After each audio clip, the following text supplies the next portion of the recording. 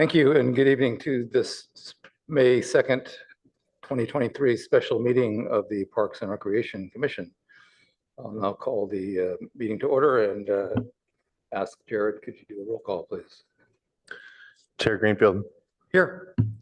Commissioner Brown. Here. Commissioner Cribbs. Here. Commissioner Freeman. Here. Commissioner Kleinhaus. Yes. And Commissioner Oche. Present, please. Chair, that's 6 present. Thank you. Now is an opportunity for public comment. Members of the public who would like to speak on an item that is not on our agenda this evening, please raise your hand or hand a speaker card up front.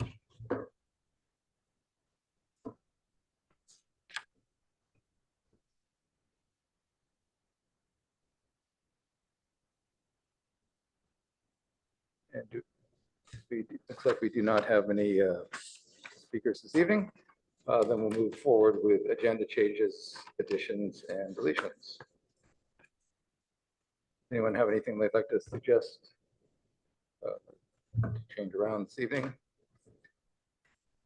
If not, then we will move forward with the approval of the draft minutes from the March 28th, 2023 Parks and Rec meeting. Does anyone have any comments or updates regarding the minutes? Anne, please.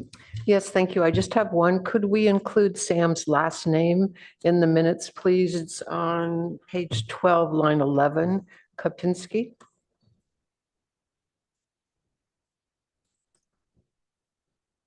That sounds like an excellent suggestion. Thank you.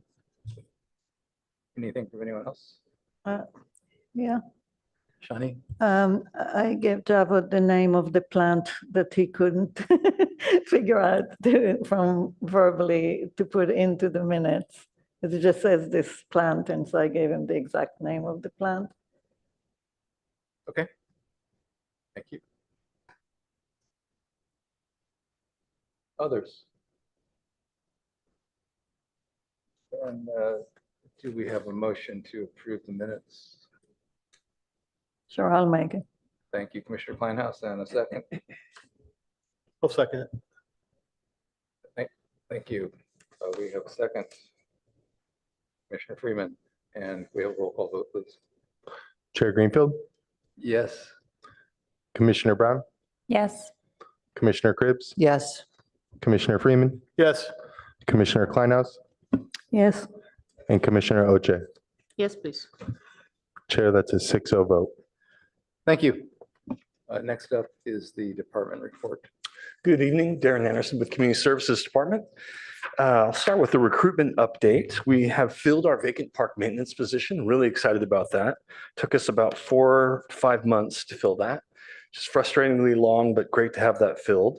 Still recruiting for the 2 assistant park ranger positions and 1 open space technician position. And now we're recruiting, this one's really exciting for us, is the division manager of open space parks and golf. This is my old position. It's been vacant since April 2020 when I was promoted to assistant director. And in filling this position, we'll have someone that's going to focus on working on high-level projects and helping with some backlog of those kind of things, like the new wellness center, like our skate park and things like that. This was approved by City Council at mid-year, and now we're getting going on recruitment. A little update on an email I sent to the commission on briefing you about Palo Alto Fire and Palo Alto Open Space partnering together to conduct pile burns up in Foothills Nature Preserve. About 30 pile burns, somewhere between 10 by 10 feet or smaller, and that'll be on May 5th, 2023. The burn activity will be near, there'll be 2 stations, one near Fire Station 8. That'll be the priority. And if they have time, they'll look at the piles that are positioned at Pony Tracks Fire Road. And a little bit of supplemental information that I didn't share in the email, a little bit about the material itself, where it came from, and some details around that. The material that'll be burned is from down trees and down tree limbs that fell onto the roads, the fire roads, and the fire breaks within the preserve. The down trees elsewhere in the preserve, and there were plenty of them, were left in place. Those still remain to decay naturally. And the question that we received was how many trees have fallen? And I don't have exact numbers. This is a rough estimate, but since December 2022, approximately 200 trees came down in foothills and Arastradero preserves. The majority of the piles at that pony track site came from just 2 to 3 large trees that fell in that area onto the fire road itself. And so they were bucked up and put into these piles. The majority of the piles from Station 8 site came from a dozen or so trees from numerous branches collected along the paved roads throughout the preserve. And so oftentimes the rangers will chip up down material as they get it. Sometimes it either is not in a convenient place to chip, or the material is too big to chip, or the chipper's down and we collect it and stockpile it. And so that's part of the reason why we've got these piles where we do right now. And those sites that were chosen were done because there were safe zones where we already either mowed and cleared, or it was a fire zone anyways. And the down material was near there. And that's sort of why we chose those particular areas. Some upcoming recreation opportunities. We've got the Twilight concert series this summer. So we've got 2 locations at Rinconada Park. It'll be June 3rd, June 10th, August 5th, and August 12th. And all the concerts will be from 6:30 p.m. to 8 p.m. And then at Mitchell Park, July 1st, July 8th, from 6:30 to 8 p.m. Our picnic reservations at Rinconada and Mitchell Park are available beginning yesterday, May 1st, and people can make the reservations for those sites at the CSD webpage under picnic reservations. Special interest summer camp programs and enrollments, just a couple details. We've got 36 sessions of special interest camps being offered, including Lego, coding, academic and cooking classes and camps. A total of 622 kids enrolled. The cooking classes are again being offered this summer and doing very well. They're very popular. All 4 weeks of the camp are full. And the summer camps will start on the 2nd week of June. Regarding an update on the replastering project at the Rinconada Pool, this was due to be completed tomorrow, Wednesday 3rd. Unfortunately, there's been a delay. They found a leak in some of the new replastered area that's got to be repaired. They're expecting the pool to be reopened the week of May 15th. And I'll probably have more details in the interim and send that to you via email to let you know. Just a reminder, and I think you got an email on this too from Adam Howard, but the Mayfete Parade and Fair will take place Saturday, May 6th, starting at 10 a.m. And the rest of the details of that in the email, and I previously provided an update on that. And so, Chair, that wraps up the department report. Thank you. Do any commissioners have any questions for Darren regarding the department report? Thanks, Chair. Just out of curiosity, I missed the dates for the concert. So is there somewhere else people could go check? Yes, and I can send out the link if that's Okay. helpful. Okay. And then you talked about the power bonds. I believe the city staff would have fire safety plans, right? Can you say that? Oh, the pile burns. Yes, the Yes. fire department will be there.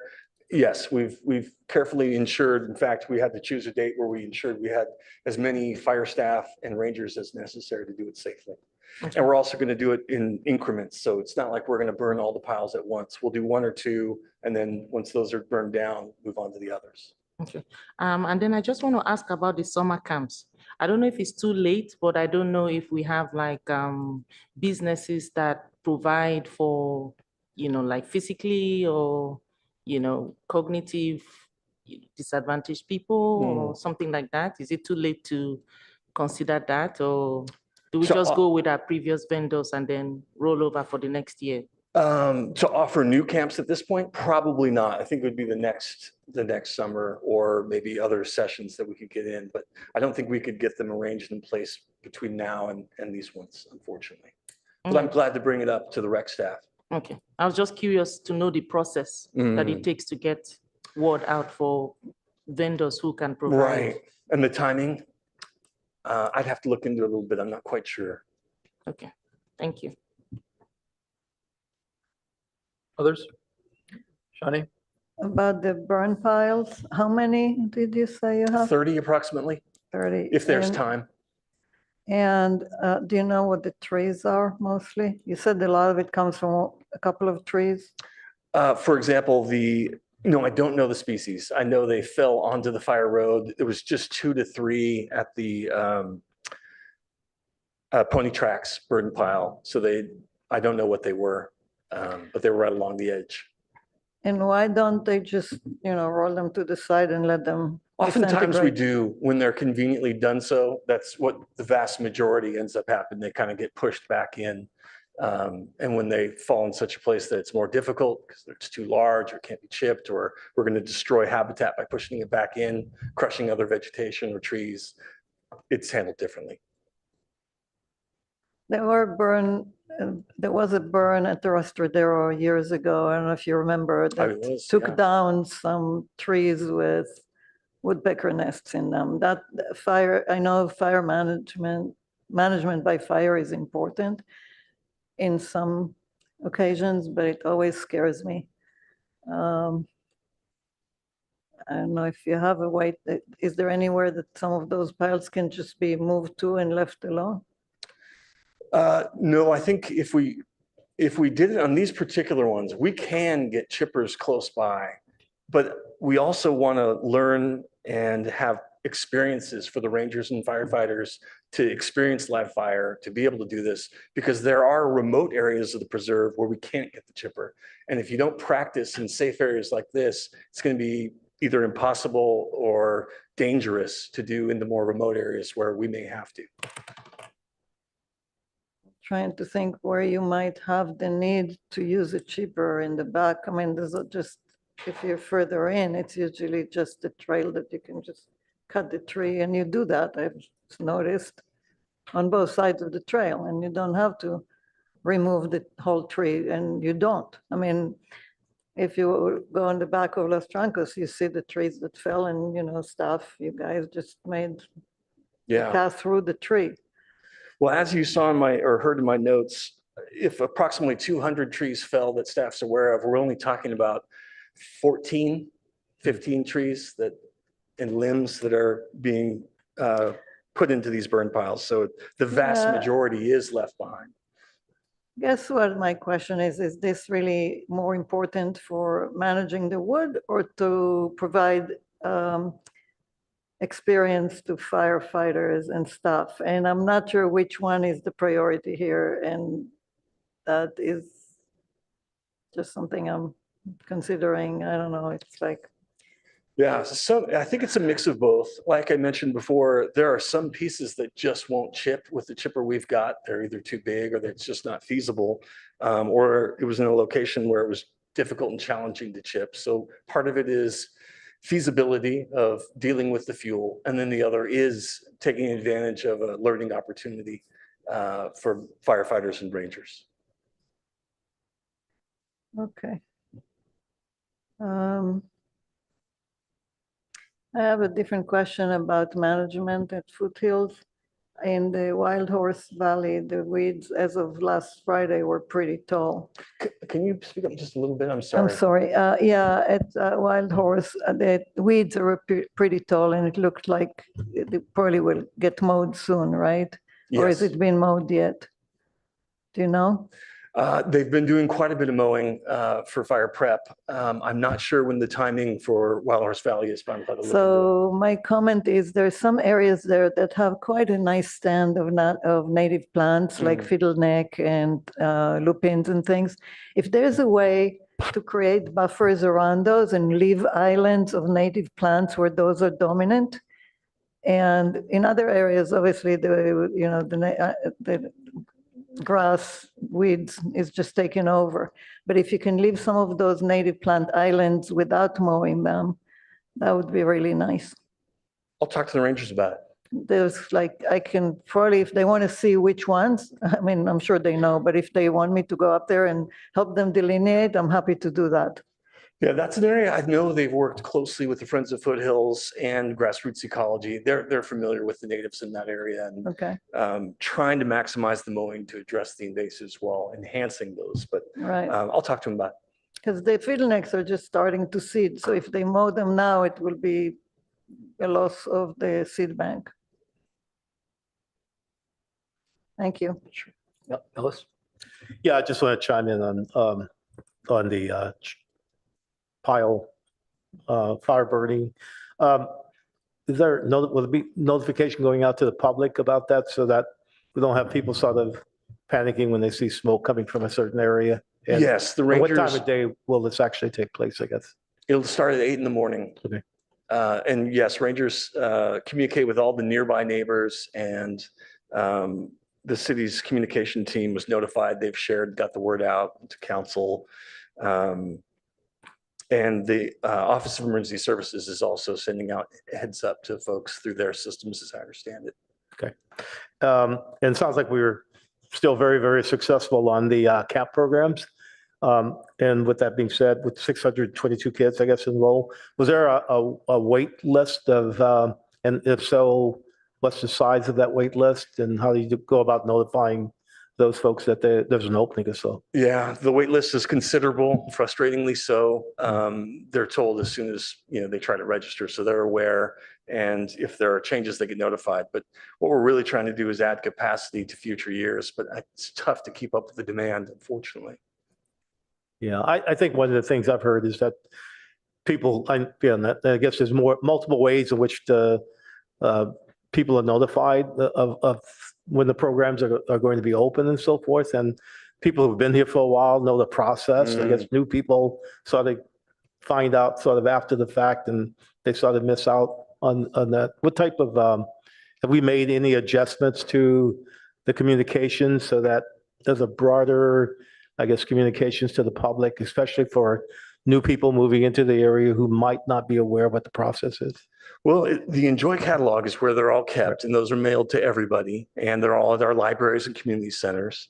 There's definitely an effort on behalf of the recreation team to make it equitable and fair, because that's always an issue where you have to kind of struggle to get those early and limited spots, and especially the most popular camps. So I know they're trying their best. I don't know what the latest techniques are or if they're thinking about altering them more, but I'm glad to look into it and ask. Yeah, okay, yeah, and maybe utility bills would be maybe one way that, new people coming into the area, they're going to they're going to, want to have power internally, so utility bills might be one process. Thanks.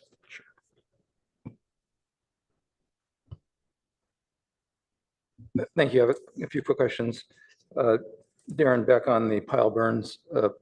So about 15 trees are going to get burned, something like that. And then the others are left in place, but some are chipped as well. Roughly how many are chipped? It varies. These are typically, again, ones that have fallen into the road, and we've got the chipper available and staff's there, and it's the right size diameter, and they're chipped. And sometimes the chips are put right where the tree falls on the edge of either the road or the fire break, or sometimes they're brought to a place where we need wood chips for whatever reason, suppress weeds, et cetera. But in addition, whole tree trunks are left to decay in place in many cases as well, or Yeah. and like any ballpark guess on estimate on how many are chipped versus left in place? No, what and I it's understand. further complicated by lots of times it's just branches. So the majority of the tree is there and large limbs are coming down, which is probably far more common than the whole tree. And so I would guesstimate the majority of the ones that are getting chipped. And generally, you're chipping what you can, or what? I mean, what is the decision? Yeah, I think so. When we've got a chipper available and staff to run it, we're chipping when we can. I think that's a fair assessment. If it can't be pushed back safely into the brush that it came from. So the first choice would be to push it back into the. Typically, I'd say. I mean, as long as First choice is decay in place. Yes. Okay.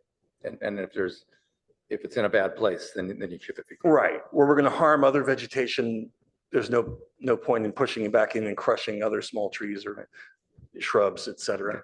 Thanks. Just trying to get a feel for that. On the Twilight concert series, who organizes that and who picks the concerts for each the acts and the venues and the dates and all? I'm not quite sure. I can get back to you on that. I want to say it's like the children's theater group ends up helping lead that endeavor. And do we have any commissioners that have raised their hand to participate at the Mayfair parade yet? If they did, they went straight to Adam Howard and didn't notify me. Joy did? Great. That's super.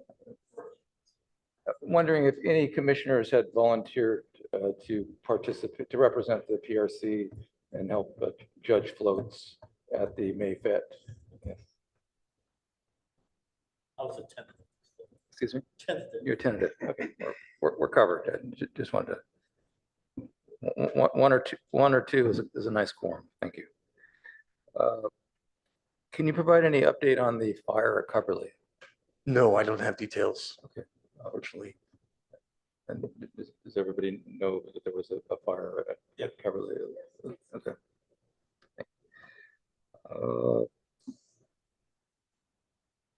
That's all I've got. Thank you.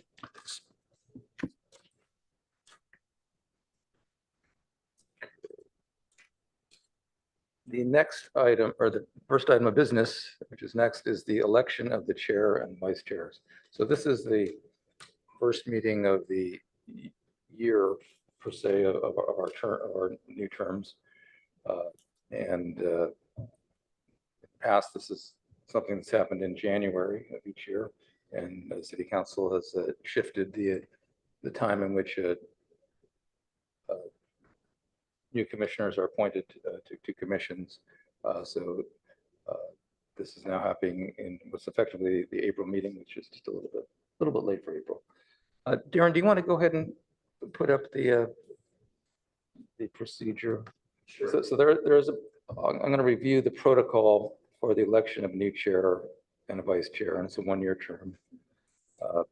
The outgoing chair explains the general duties and responsibilities of the chair, including the monthly time commitment necessary to facilitate meetings.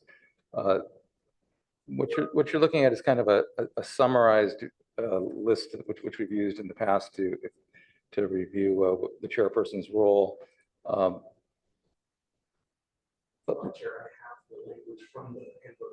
Yeah, I have that. I have that as well. I think this is a good, more concise and kind of more bulleted version of the same information.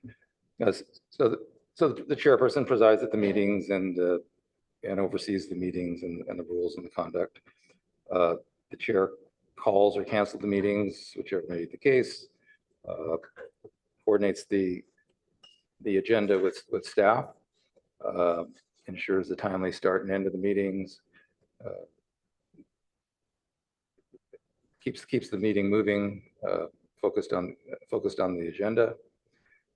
Ensures that the public has an opportunity to speak in a constructive and appropriate manner, and can set a time limit as needed.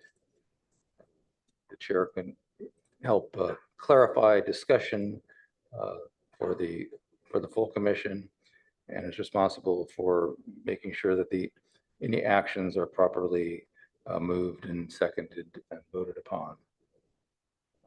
The chair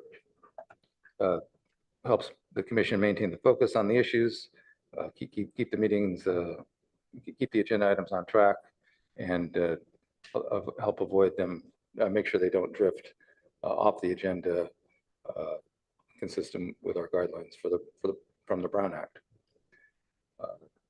Again, the chair can help to identify points of agreement. The chair will serve as a spokesperson for the commission, representing the commission as a whole and indicating when doing so, as opposed to speaking as an individual.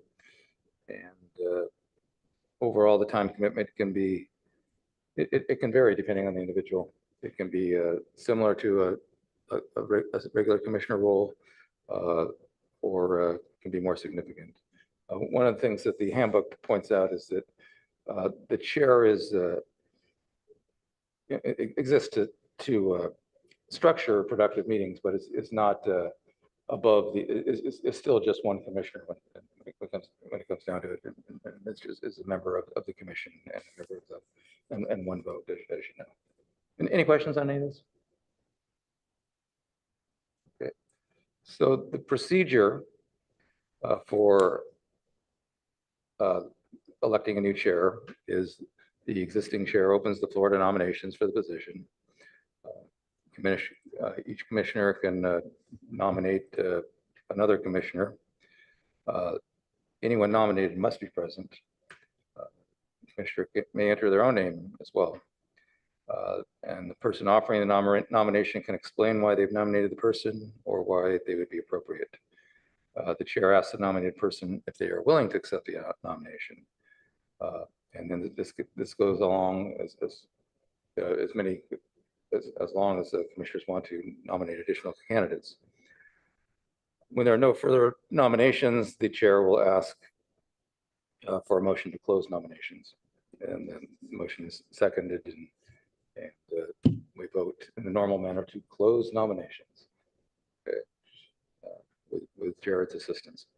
And then there will be a roll call vote for the position of the chair that staff will assist with, and then a new chair is elected. Darren, do you want to say anything more about the actual election process or the voting process?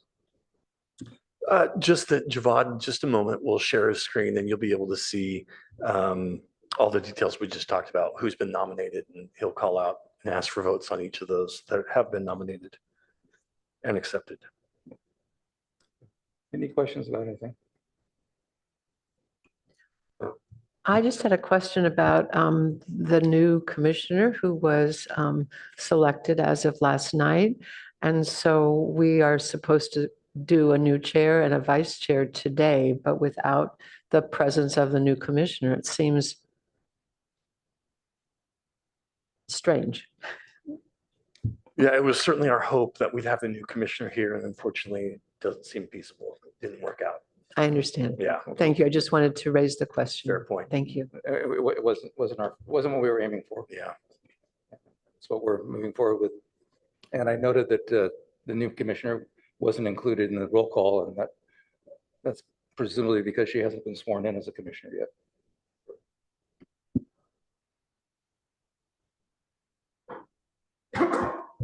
So currently there are 6 commissioners on the Parks and Rec Commission. Any other questions? Can I nominate someone? Not until nominations are opened. Oh. Okay, I'd like to now open nominations for the position of chair. Does anyone have any nominations? So can I nominate? Yes, Shawnee, go ahead. All right, well, I would like to nominate Jeff Greenfield to continue as chair. I came to this commission new and inexperienced, and I have to say that the guidance and consistency and follow-up and encouragement have been of tremendous value and learning experience for me.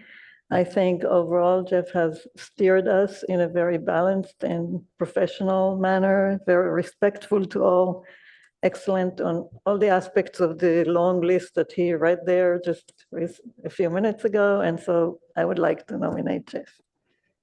Thank you. Thank you for the kind nomination, or the nomination, the kind words. I will accept the nomination with the, I enjoyed serving as a chair and a position of leadership on the commission. I appreciate everyone's contributions and do, as I mentioned, it is a group effort. I guess I accept with the caveat that I will have I'll need to have a strong vice chair this year.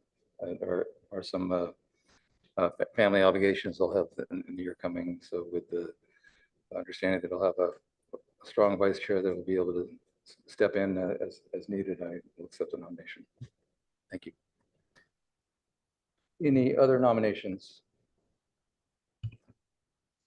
Yes, I would like to make a nomination. I'd like to nominate Commissioner Brown to be the chair this year, not out of any lack of admiration for what Chair Greenfield has done, but because I think it's a really nice thing to move the chairmanship around and give other people opportunities. I've been able to work with Commissioner Brown on several projects. I've always admired her astute comments and concise comments at the commission meetings.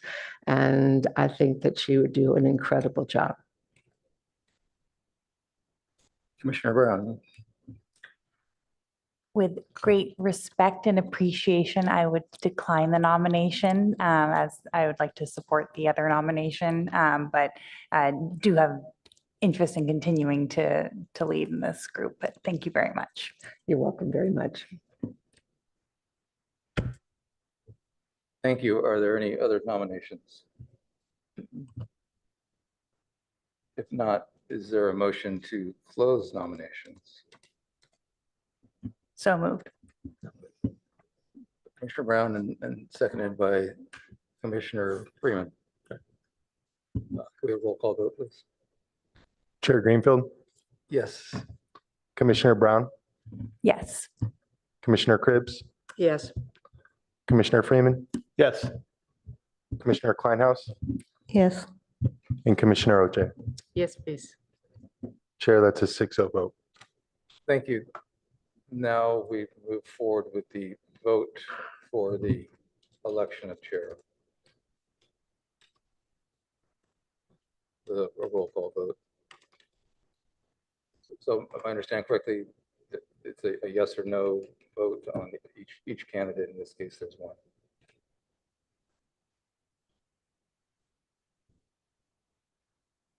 Chair Greenfield, Yes.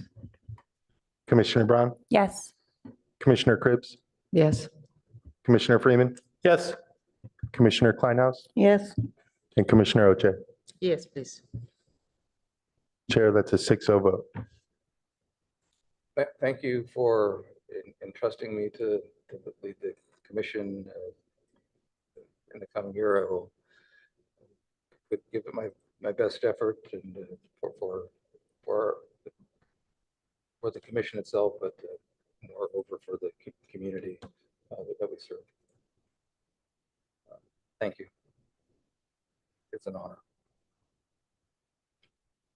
Now we move on to the election of the vice chair. And so I'll now open up nominations for the position of vice chair in the same manner.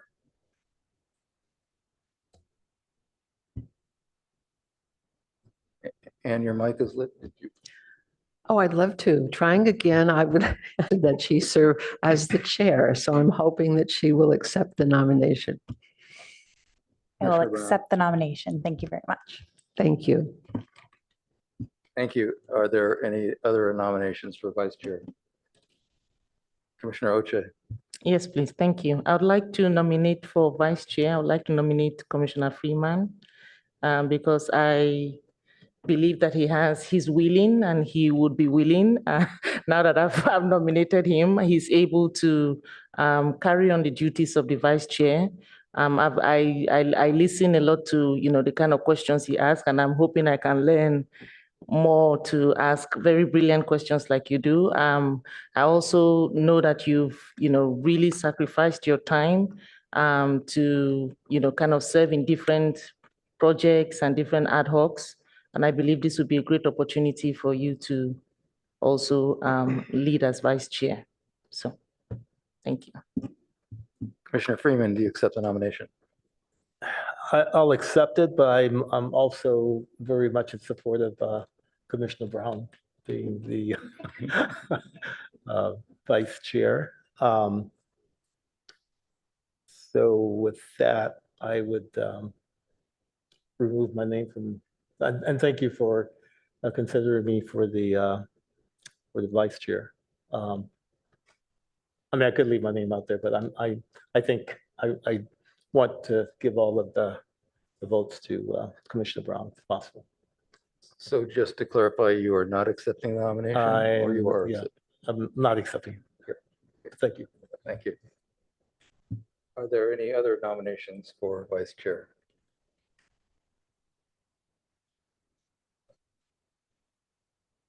Okay, can I have a motion then to close the nominations for vice chair, please?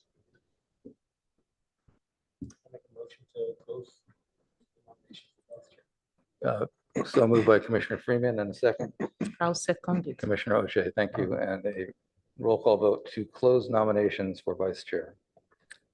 Chair Greenfield, Yes. Commissioner Brown, Yes.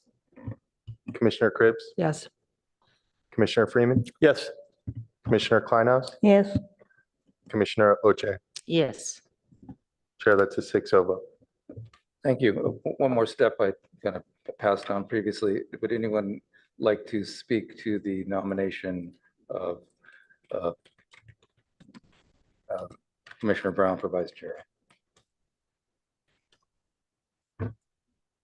Well, I will briefly. I just want to say I fully support Commissioner Brown as vice chair. I've appreciated her sense of reason and her contributions to the commission, her experience with city government. I will also note that she has been involved with some of the agenda planning over the past 6 months or so, in addition to the chair, and look forward to working with her more directly in a more extended basis, and I think she'll hope that she will continue. I think she'll make a great chair for the commission as well. And I think also say that I think Commissioner Freeman would do well as well. Yeah, I'd like to speak to Commissioner Brown. I've also worked with her on a couple of ad hocs and have been very impressed with, she also asked the right questions and very informed. I think also with, you've got the years of experience on the commission, years, months, but I think you definitely would be able to step in as vice chair and help our chair and the commission move to the next level. So looking forward to working with you. Any other comments? Then let's proceed with a vote for the vice chair, please. Chair Greenfield, Yes. Commissioner Brown, Yes. Commissioner Cribbs, Yes. Commissioner Freeman, Yes. Commissioner Kleinhaus, yes, and Commissioner Oche. Yes. Chair, that's a 6-0 vote. Thank you, and congratulations, Vice Chair Brown. Congratulations. Okay, next up is the Community Garden Program update. And Chair, it'd be my pleasure to introduce Javad Godes. He's the coordinator for open space parks and golf. In addition to helping with the commission in this capacity, he also oversees the community garden program. And Javad, thanks so much for doing the presentation this evening. Really appreciate it.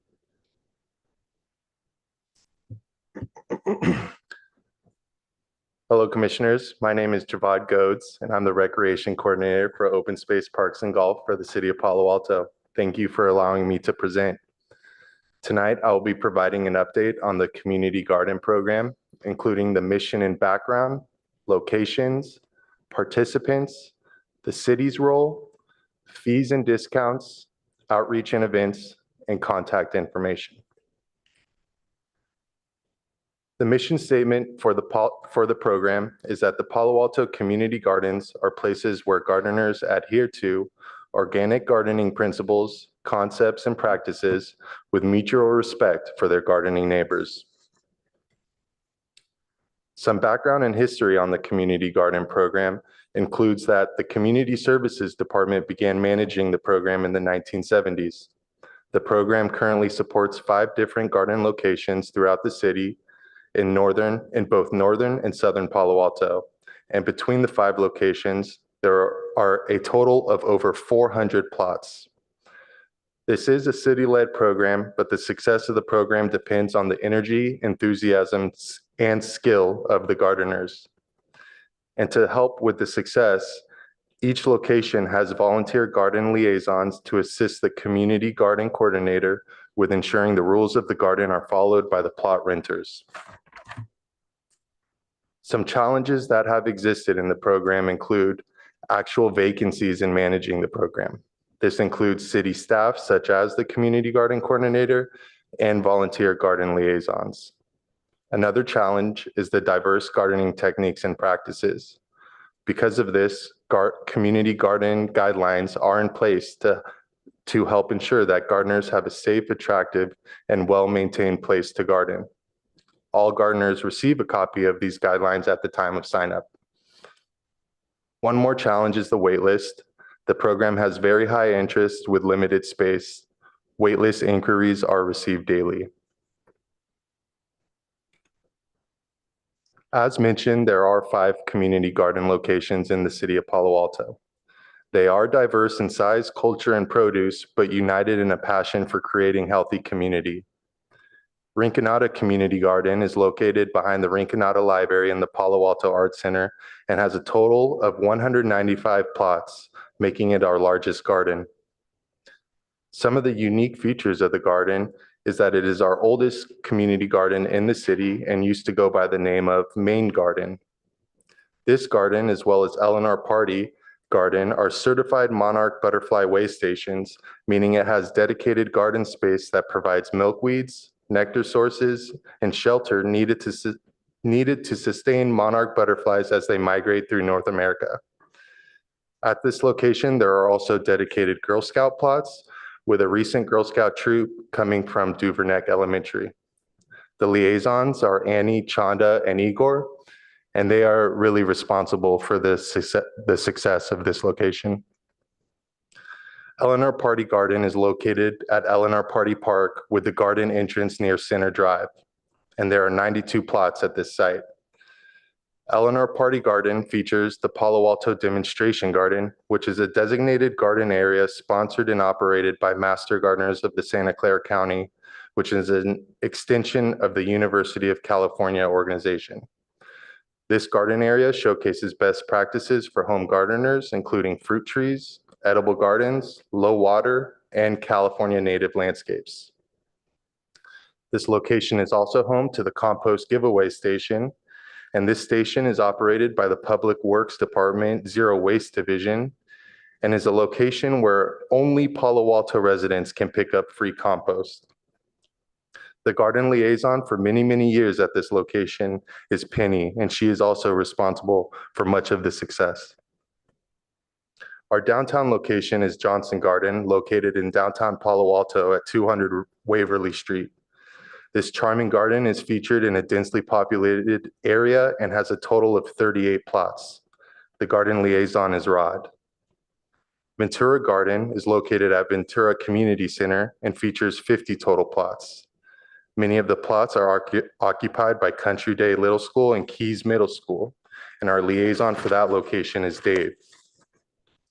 And finally, the newest community garden location is Arastadero Garden, located at 687 Arastadero Road. This is also the site of the Palo Alto Christian Reformed Church, and this garden area has 33 total plots. Unique to this garden is the fact that the land the garden area is on is owned by the church on site.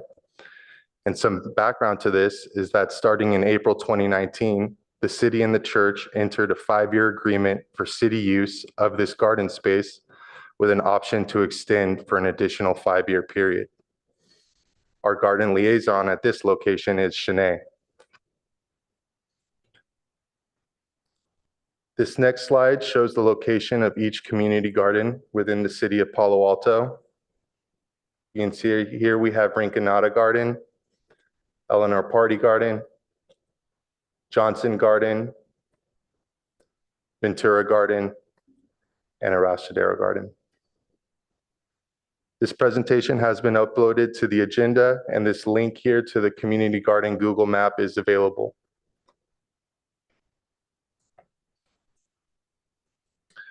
Looking at who makes up the garden groups, participation in this program requires that you be a Palo Alto resident who is 18 years of age or older, and this proof of age and residency is required at the time of sign up. Some age demographic examples include Rinconada Garden, consisting of 50% seniors, Johnson Garden, consisting of 40% seniors, and a Rasadero garden consisting of 25% seniors, as well as many families who occupy plots at all locations. The city's role in managing the community garden program includes providing a community space, issuing garden licenses and collecting and processing billing information, providing a point of contact for Palo Alto residents to be added to the waiting list, providing gardeners with wood chips and compost and garbage services, maintenance and repair of the underground water system, and purchase of supplies for maintenance of underground water system. Moving into the fees and discounts, community garden billing is done on a calendar year basis. The current rate for a garden plot is 90 cents per square foot. In addition to the annual billing, there's a one-time refundable deposit due at time of sign up, and the current deposit amount is $200. It is important to note that all plots vary in size, so the total fee varies by plot. Moving into discounts where eligibility applies, we offer a senior discount, which states that any plot holder who is 60 years of age or older is eligible to receive a 25% discount, or the disabled or income eligible discount, which states that any eligible plot holder may apply for a fee reduction of 25 to 50% through the city's fee reduction program offered through Enjoy.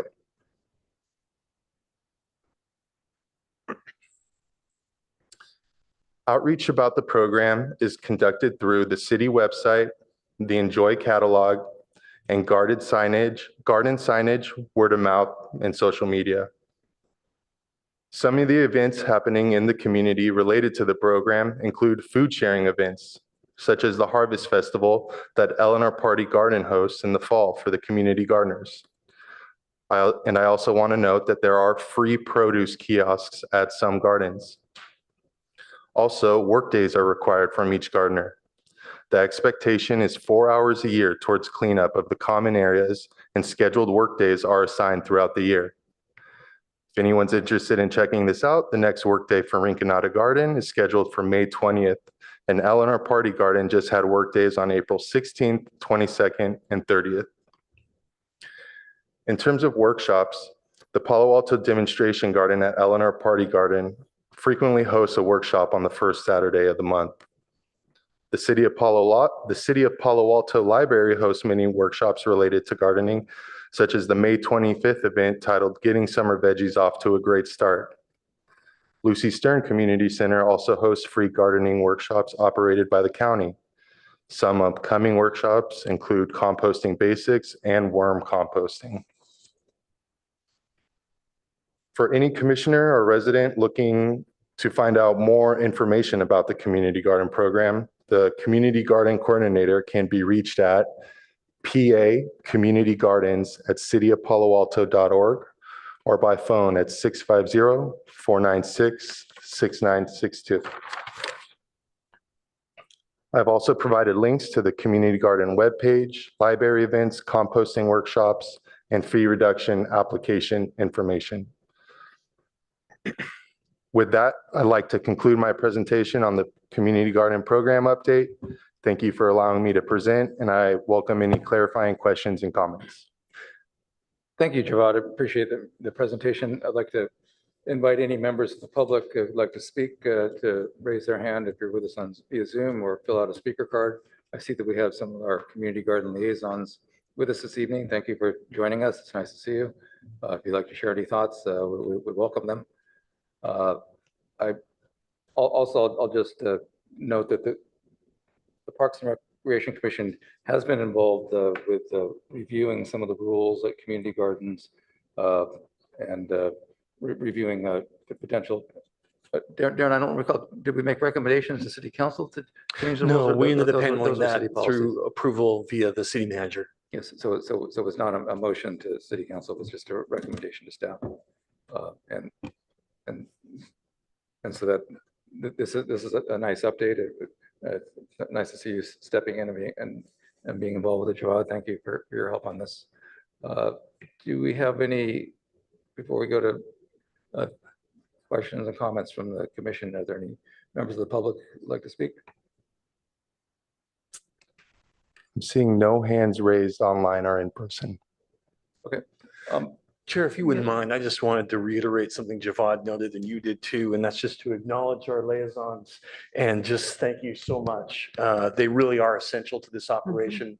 They volunteer and donate so much of their time to ensure that we're filling wait lists promptly, that people are attending their gardens appropriately, reporting things to staff and catching problems and just trying to make it a better, happier, healthier environment.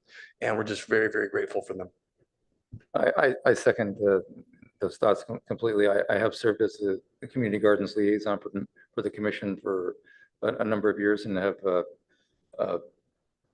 been at some of the meetings that the community gardens group has had to talk about what things that are going on. And there is a lot going on. There's a lot of people involved. A lot of people have different ideas on how to do things, and so there's certainly part of the liaison skill set is navigating through the competing desires and wishes of the gardeners at a given site, and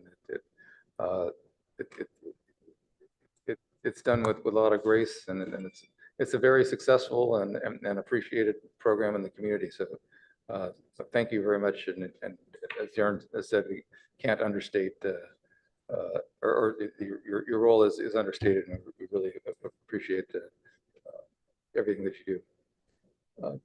Questions or comments from commission members?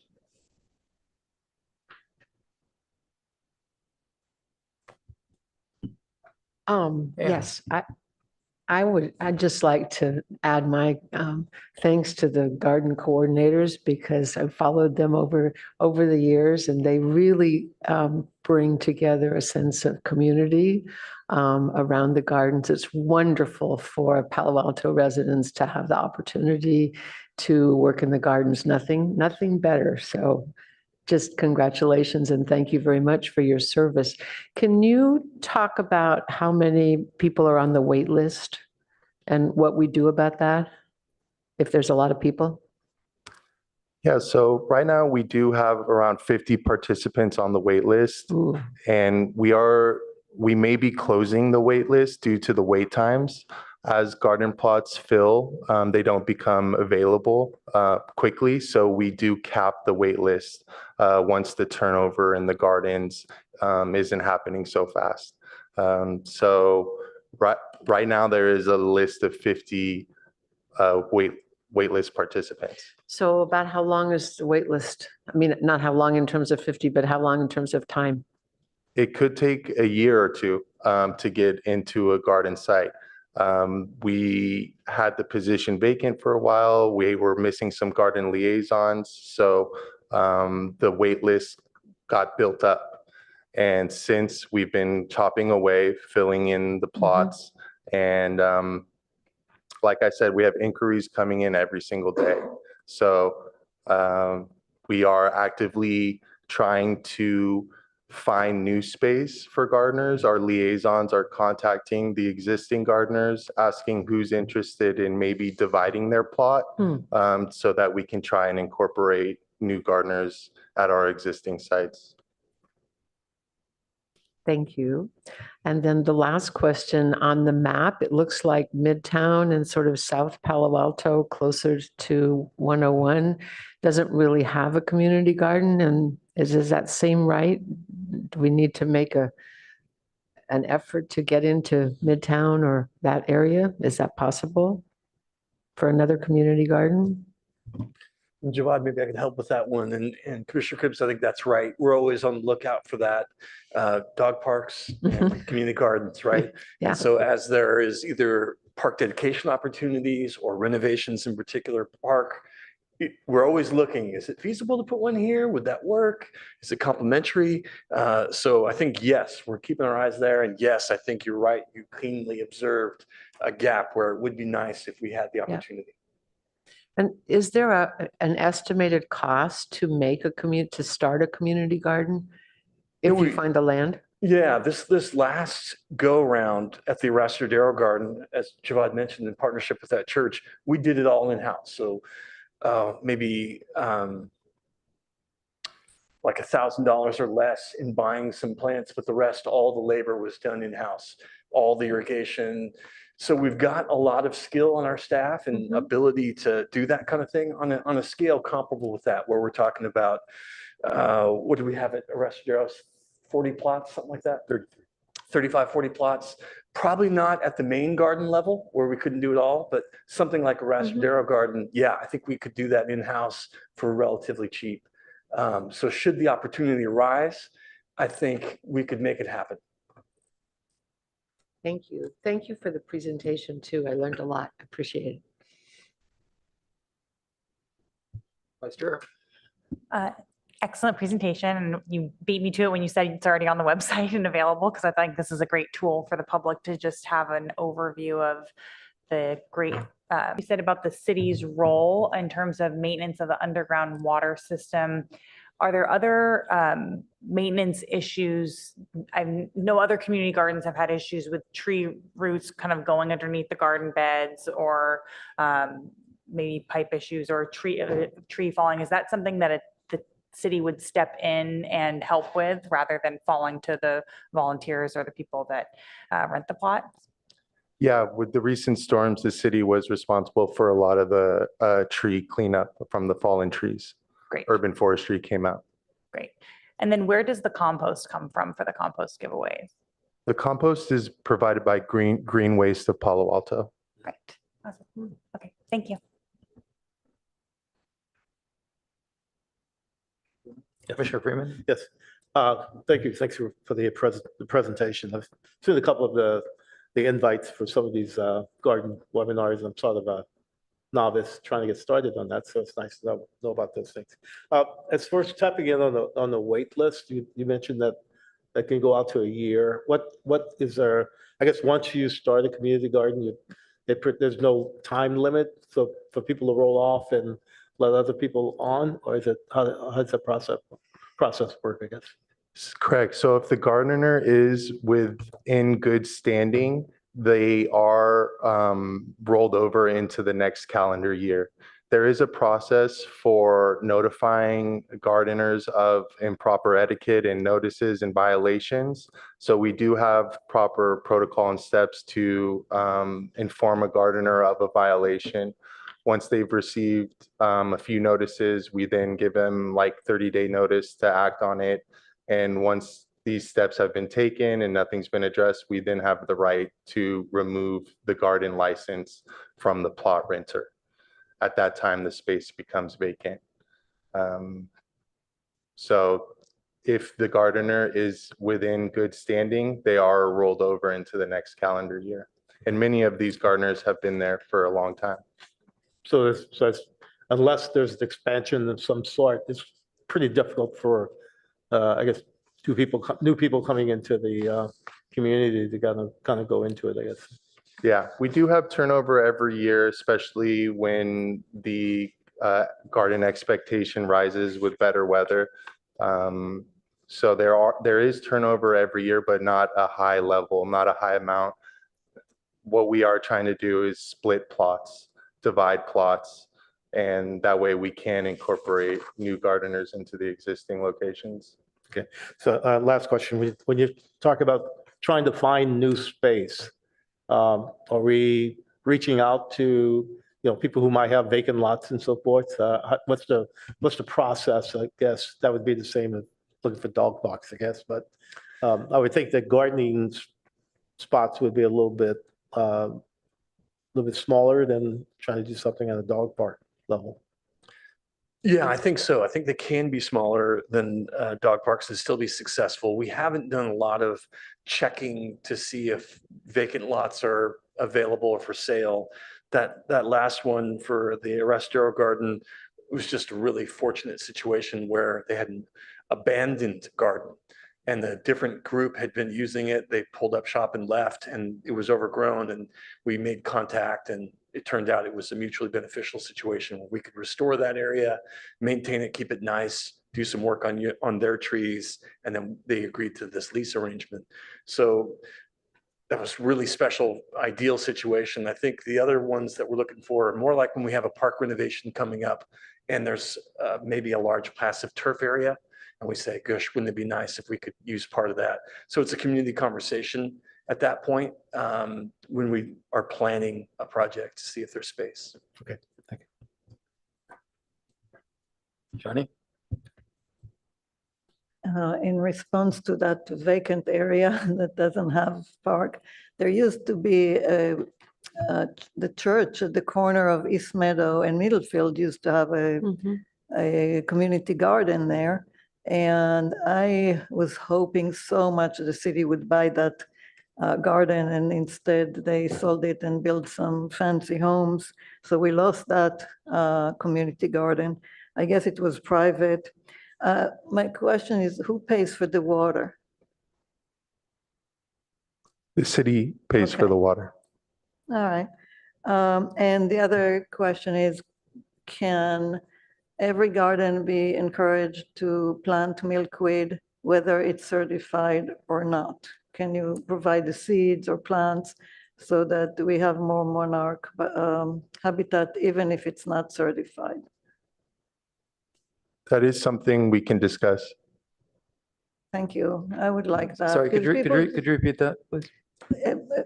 To create monarch habitat, you just need a few plants. You don't need the huge area. And if each one of the 3 gardens that don't have the certified monarch butterfly way station, just some people would agree to plant 1 or 2 milkweed plants.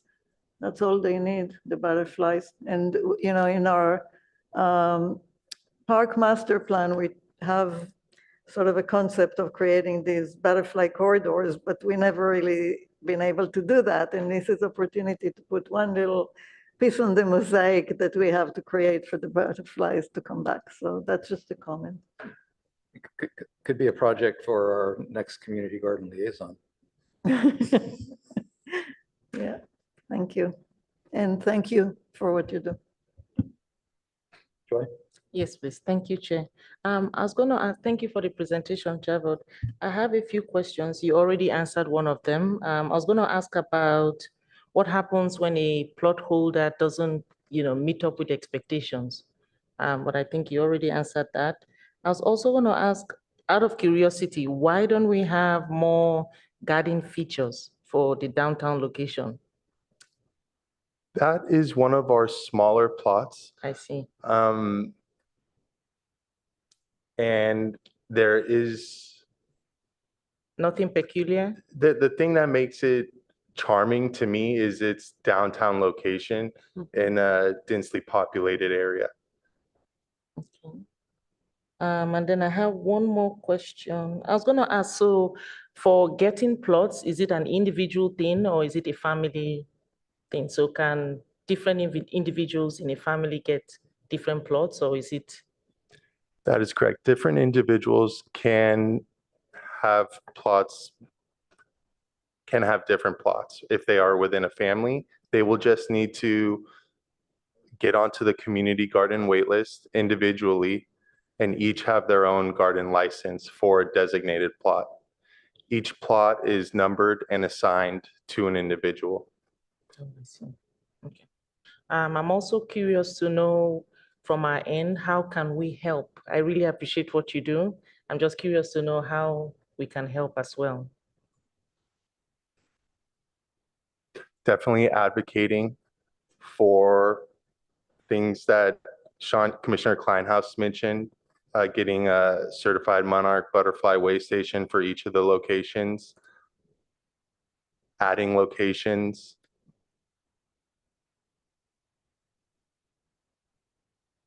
Yeah. Okay, thanks. Thank you. Thank you again for the presentation.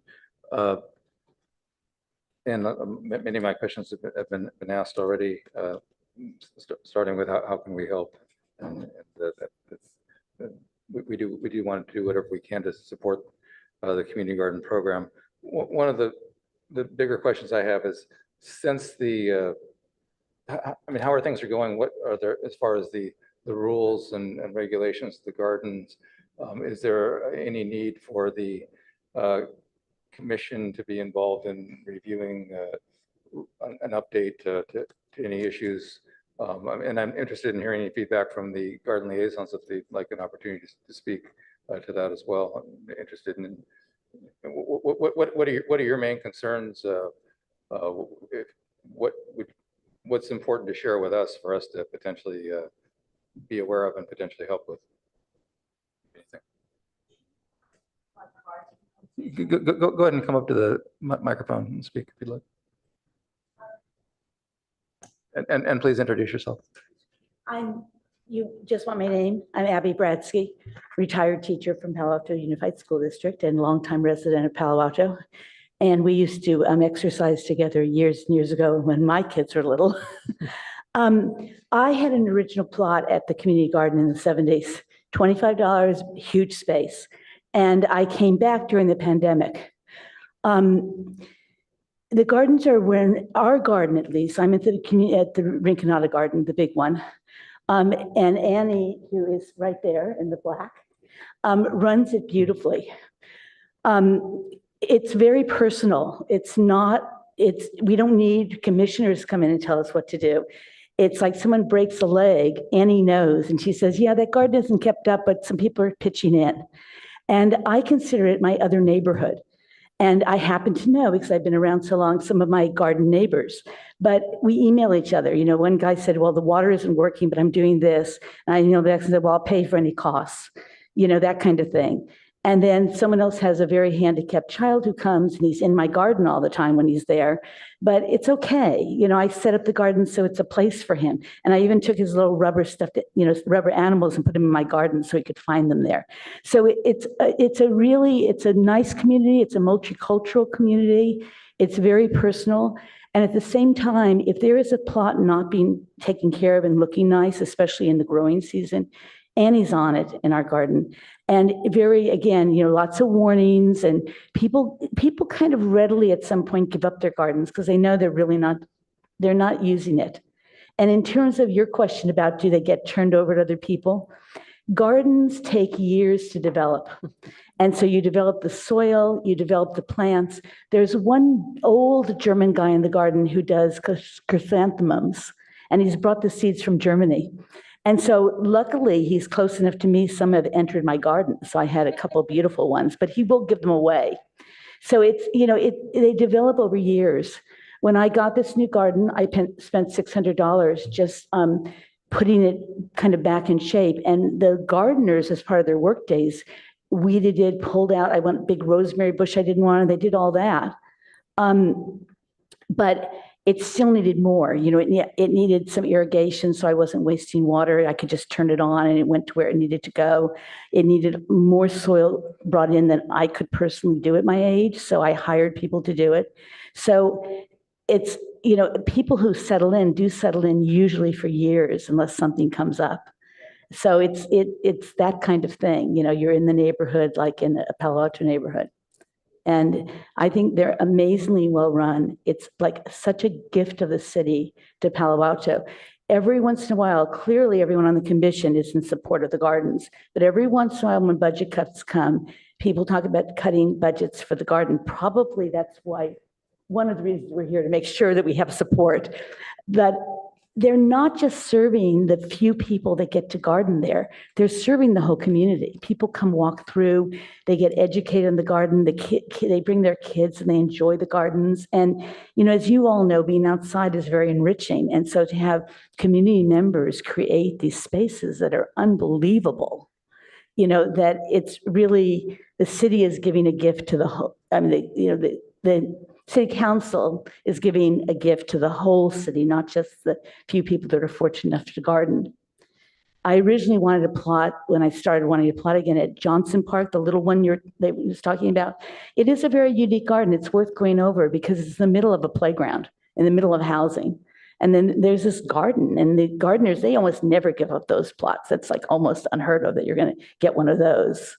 But anyway, I probably have said enough, but any of us, few people here, and many more people are watching at home, could answer many questions about it.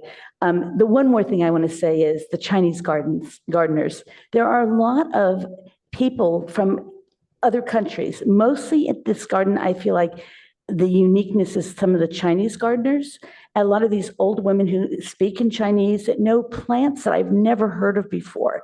So it's so enriching for me who've gardened for years to learn so many new things. And I have people, send me emails of their garden, and I say, "Are you doing this to intimidate me because I'm behind, or to encourage me?" And it's always to encourage you. So there's just so many layers of how wonderful the gardens are. Thank you. Well, thank you for so much for sharing the personal touch and your enthusiasm and love for gardening, and the community garden program shines through very brightly. Anything you want to share?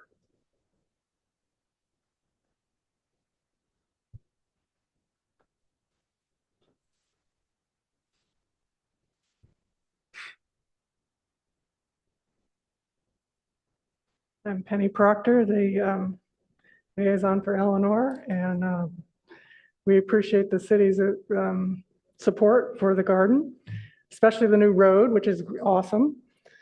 It was a huge mud thing, and several vehicles got stuck in the mud before it was fixed. And it was such a pleasure to watch all the workers who knew exactly what they were doing put it in. And the urban forestry got right out there, and we had 3 huge trees fall, and they got them cleaned up very quickly, which was nice.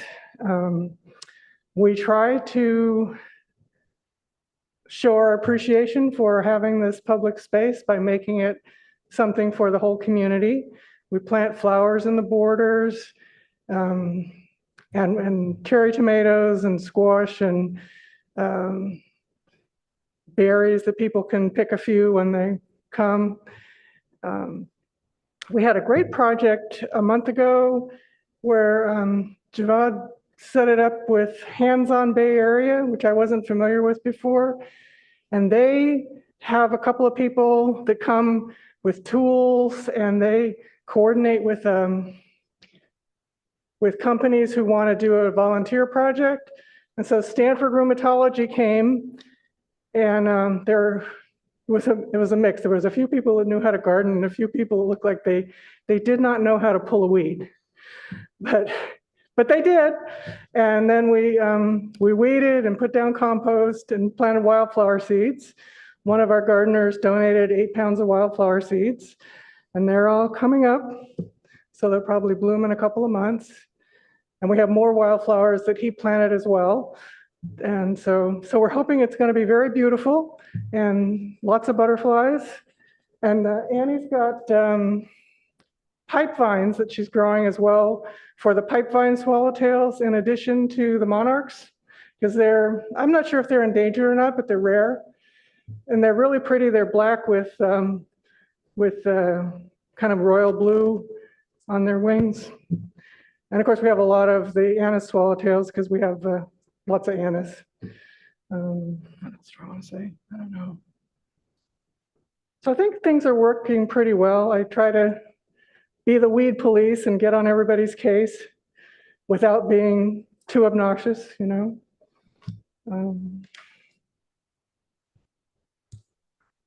would be nice if the city did a little more weeding of the foxtails. I don't know if that's a possibility. We try to do it, and we've got most of them gone. But if they usually, in the areas that we don't do, they go to seed, and the seed matures, and then you get more of them. And if you pull them out when they're before the seed forms, then you get less and less every year. So, but I mean, overall, we're just so thrilled to have the space. And I'm dividing up as the plots become vacant. It depends on how big they are, but try to divide them so more people can get in. And right now, I think I've got 8 vacancies that I'm working through, assigned 5 so far this spring. Mostly people give them up in the spring when they decide they aren't up for it to plant another year. So, Thank you.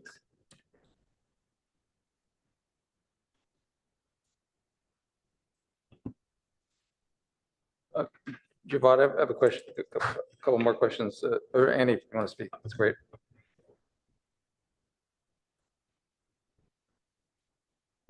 Hello, I'm Annie Carl. I'm the liaison for Rinconada. Just about the monarchs butterfly that you were talking about. I'm propagating with the Garden Club of Palo Alto around 400 seedlings of a native milkweed. And we are going to do again a giveaway for the whole city like we did last year at Rinconada. So we are going to have again a free giveaway. And we are going to post on Facebook, with the UC Master Gardeners, and wherever we can, like advertise. So yeah, to see if we can spread more milkweeds around town. So it's not only at the Rinconada or the community gardens. And also we did a new garden last year outside of Rinconada with the money of the gardeners. We raised money and they paid for a new garden outside, and we did. It's super beautiful. It's a native garden and it's doing very well. So I encourage you guys to come and see. It's right outside the fence and it's a very large area. Yeah. Thank you. I have a question.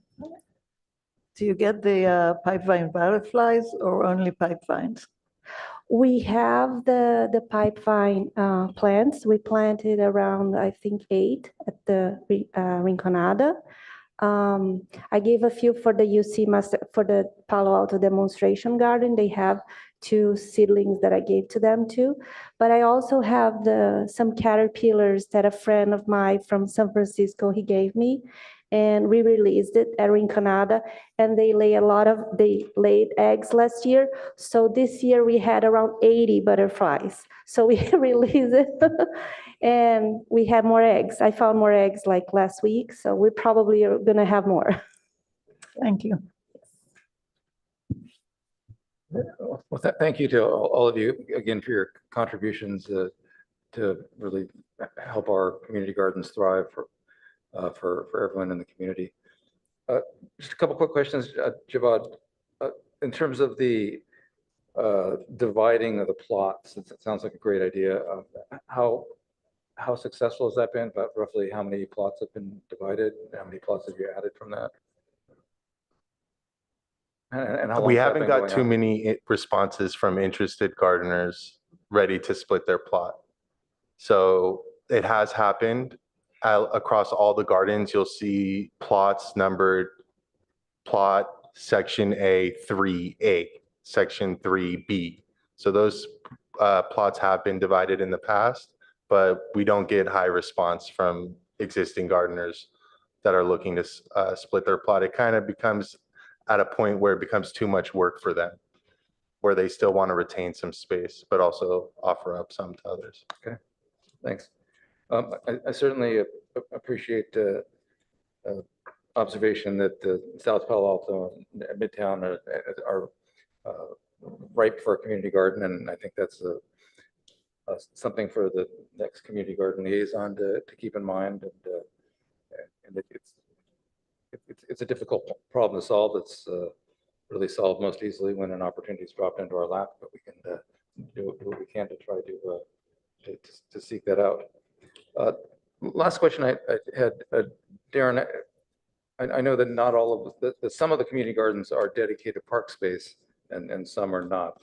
I believe Johnson Garden is dedicated and Eleanor Garden is dedicated as well, but I know that Rinconada Garden is not dedicated park space. That's correct. Parkland, and the same obviously for Ventura and Arostadero.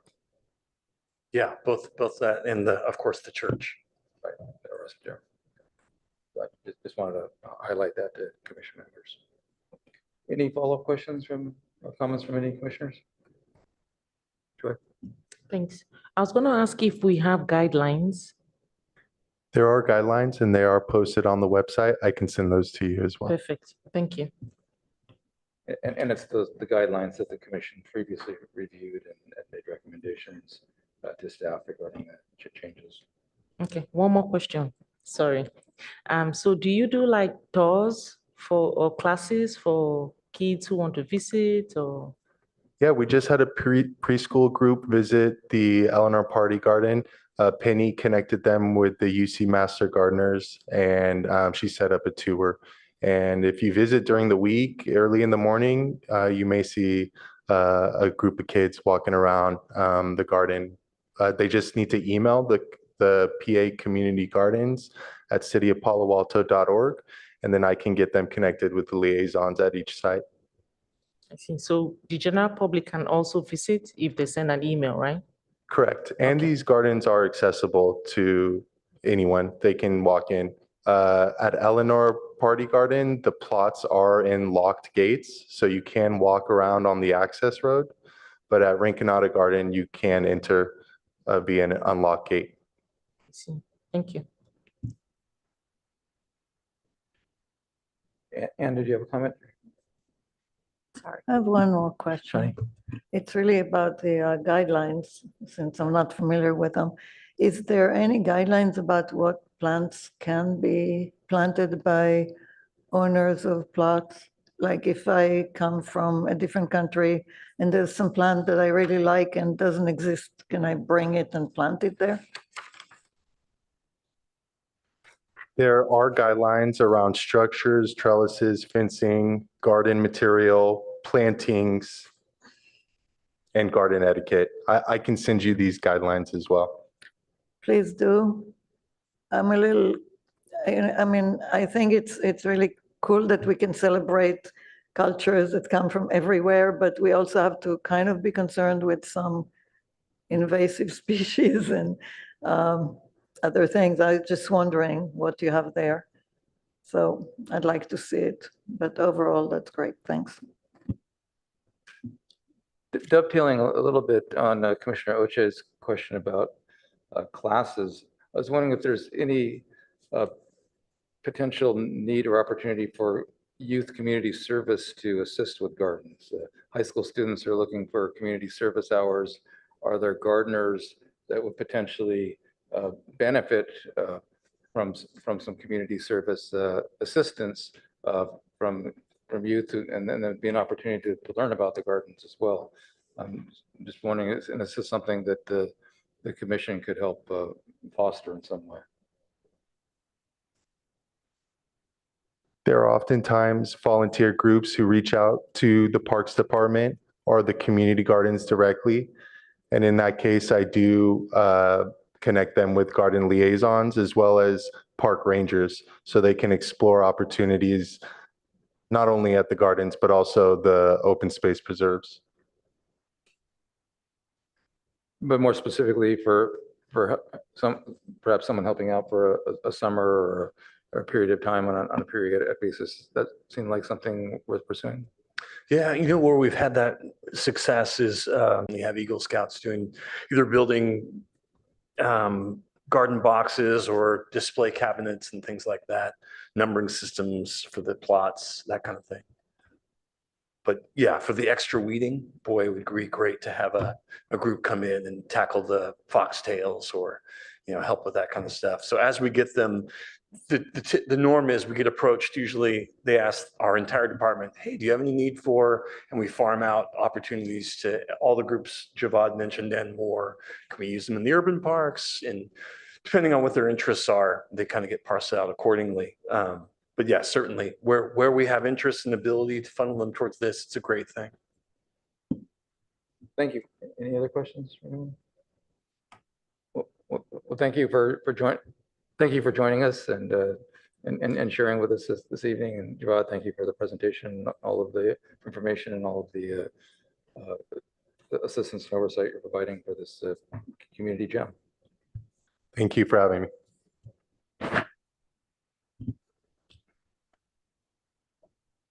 Okay, our next item is something that's going to help give us a head start at our retreat, which is coming up.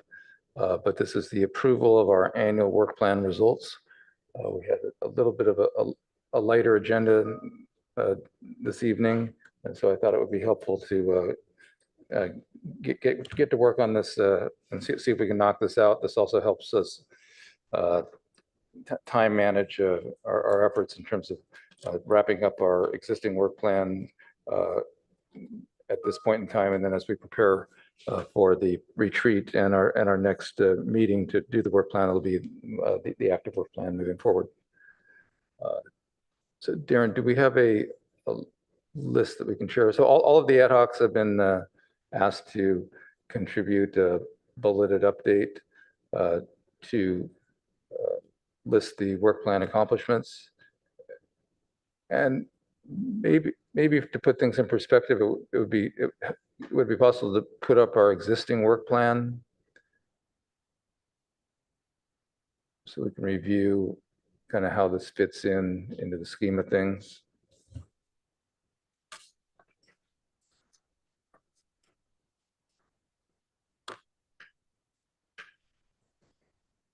Thank you for responding to the curveball.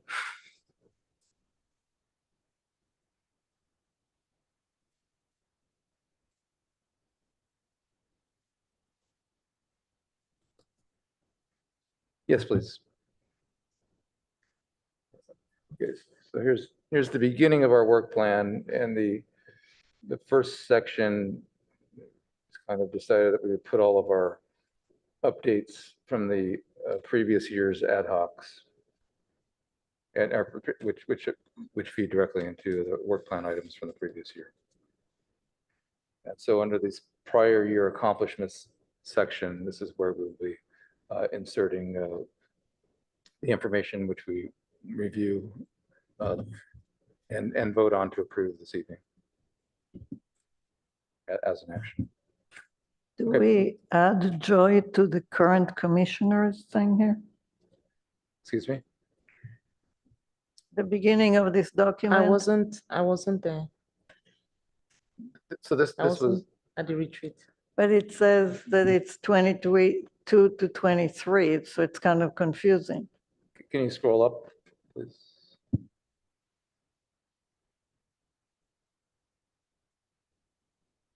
I think it's because the date approved is March 22nd, and then the vacancy was as of April 1st.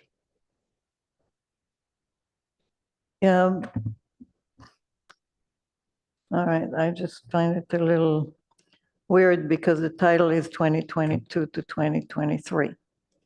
And that is actually an interesting question for staff in terms of when we provide our previous year's work plan results, would it be appropriate to list the commissioners who were involved with those work plans in some manner? So essentially, we're looking for it's kind of two sections. There's the commissioners from the previous work plan and the commissioners from the new work plan. So maybe I can work with staff to come up with a way to decide that we'll do that. That's a good question. Thank you for raising that.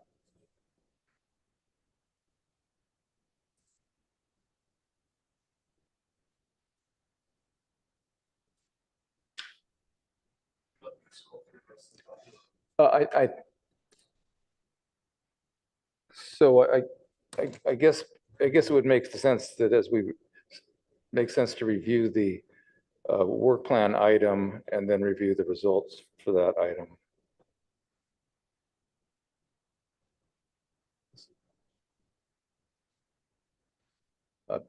Because we'll want to be looking specifically at the measure of success for each item. We want to kind of ask a question, given the measures of success as it's specified, and the high and lower priority focuses of each work plan task are the results answering questions that one might ask if reviewing this work plan item, which is ultimately what we're providing the city council. And something I mentioned before, I know it is a lot of work to put together the work plan, and especially when you compare it to what we were doing when we weren't doing work plan. But it does provide a nice clear record of our accomplishments on an annual basis, and it's it's a nice documentation of it. So, so that's certainly one benefit I perceive in completing the work plan. So why don't we go through the first item? Just read through this. And then Darren, maybe you or Javad could read what we have for the results of this while we're looking at the work plan item. So this is the tennis and pickleball courts, court use rules and policies. And the measure of success is approval of an updated policy if deemed necessary, and more hours of court use available for all racket sports. Looking at user satisfaction based on feedback to the commission staff and council, and an optimized use of the court resources. And what we've got down for the racket court policy is updated racket court policy, usage policy on November 22nd, 2022, and began research into cost and feasibility of adding lights on city-owned courts.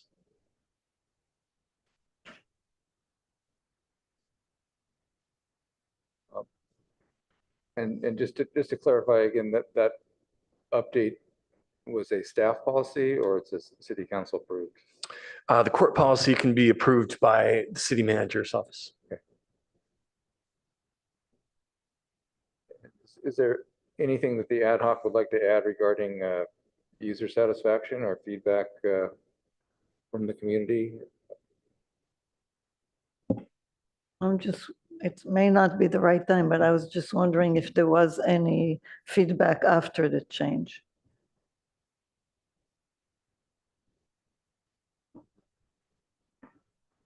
Nothing formal. I think there was confusion around the process because there was exactly that they thought it went to city council to get approved. That was the only follow-up really that I had heard from the public. I don't know if staff heard. Yeah, otherwise. I'll have to double check with Adam.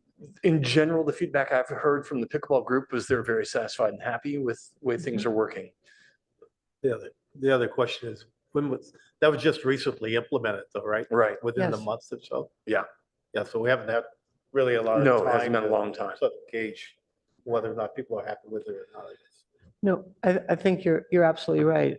It was implemented finally and posted just about a month ago, it seems like. And so there's a 6-month time period to go back then and review after the 6 months. But so far, seems like it's okay. In terms of the results of the work plan, would you want to include anything about the public engagement involved? So, About what? about the public engagement and community input during the process. That there was a lot of it? I read what I've got for the racket court policy.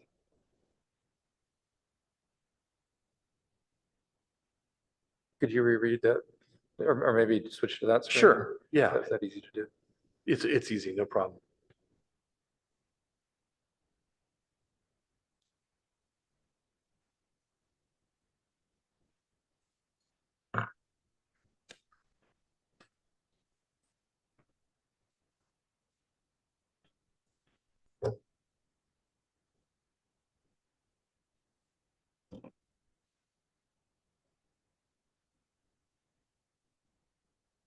And on the update, would you want to say, any more specific about what was updated? This was dedicating this is increasing pickleball to the access. Are you talking about noting that there's a pilot project going on now? Is that about separate use courts or what?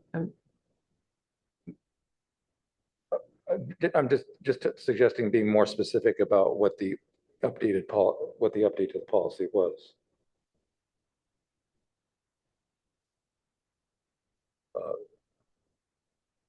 I guess this is more a question of cohesion. If every if every Yeah. goal project area is going to list it in that specific, then we can certainly go back and add that through. I guess we just need to decide as a commission how much detail we want to go into for each of these Right. accomplishments, but we can certainly add that. Once you scroll down a little bit, Darren, so we can see what people are including.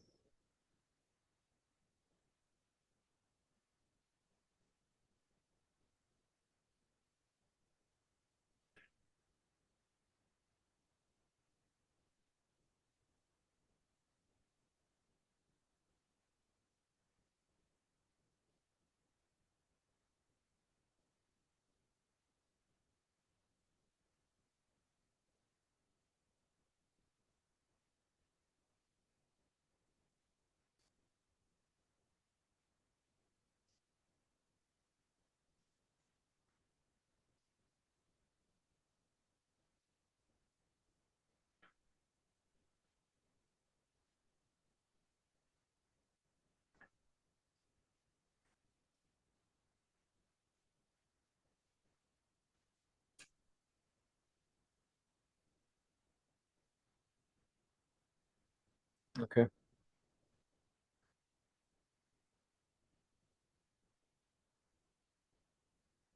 So that, it seems like there's room to add a little more information. I would note that on the e-bike policy, it's not so specific about what the policy recommendation was.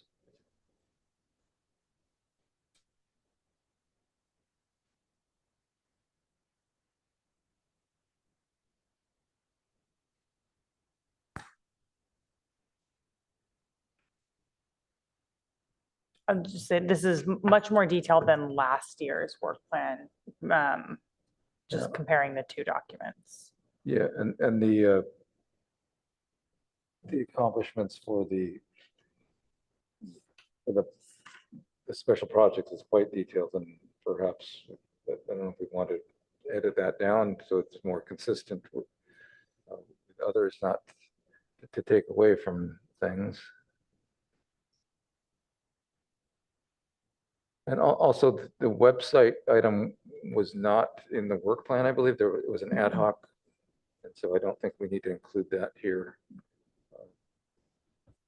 Since this is a specifically work plan accomplishments. Normally our ad hocs align directly with the work plan items, but I think we decided that we didn't need to ask city council's permission to recommend updates to the website. Chair, should we be including the amount of community engagement in each of these subjects or categories? To the extent that we have that, I mean, that seems to be a big interest these days. Yeah. Actually, you're right. I'm now remembering that something that council was looking to track was the community engagement. So that might be something that we'll have to Do a little research. yeah, that might be something we'll have to add to our effort this evening. Thank you for bringing that up. And that is something we talked about with staff previously. Forgot that.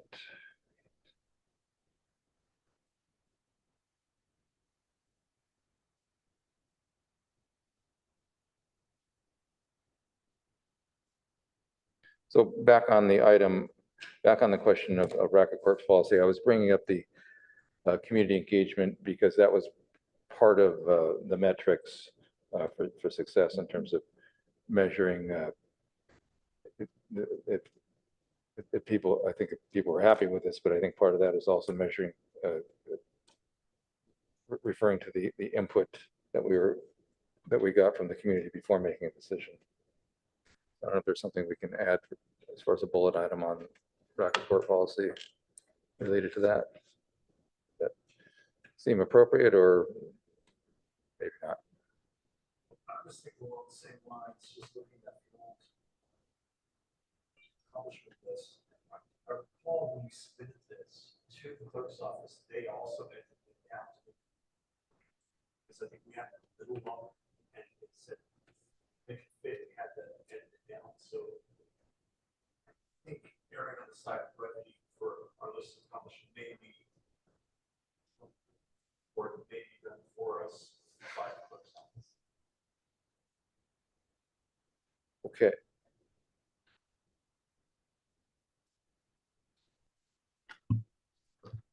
So we're Chair. looking for just right.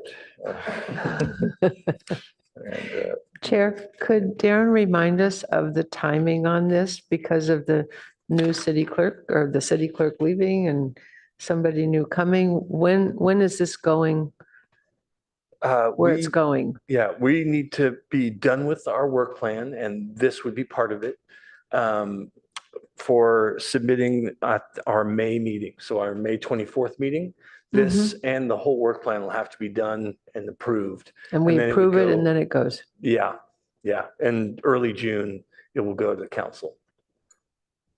Thanks for bringing up the question. So we're on a pretty aggressive schedule here. That's why we've gone ahead and scheduled our retreat in advance. So our retreat is currently scheduled for a week from Friday, for the 12th. And so that's when we will be setting our annual priorities in conjunction, in alignment with the city council's annual priorities, which are the same priorities as last year. And we will be then setting up our ad hocs and liaison assignments. And what we've done in the past is the work plan items have fallen directly out of each ad hoc with in general, with minor exceptions. And so that will be, we will need to complete our work plan at our May meeting. That will be probably be the sole focus of our May meeting.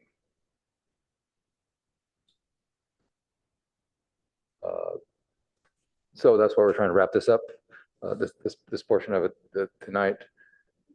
Darren, do you think we need to add anything to Racket Court policy, or we're good as it is? To me, sir, in trying to work plan metrics that it was wise and try to have them in other bullet points where maybe we're missing. But that's what I was thinking. Let's try to, if we 1 or 2 sentences max, were feasible with a date and sort of major accomplishment.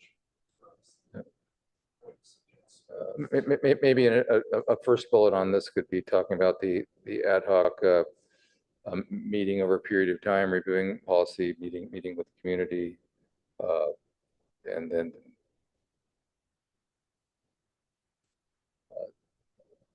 if you look at the e-bike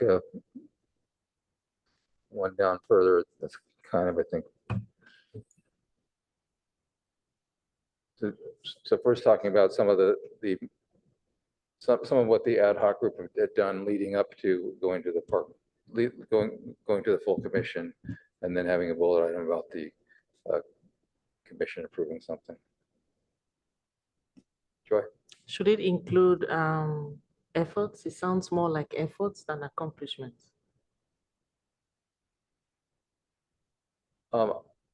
That's a good question. I think part of the effort is the work that's done leading up to the accomplishment and kind of explaining the how and why a bit, but that's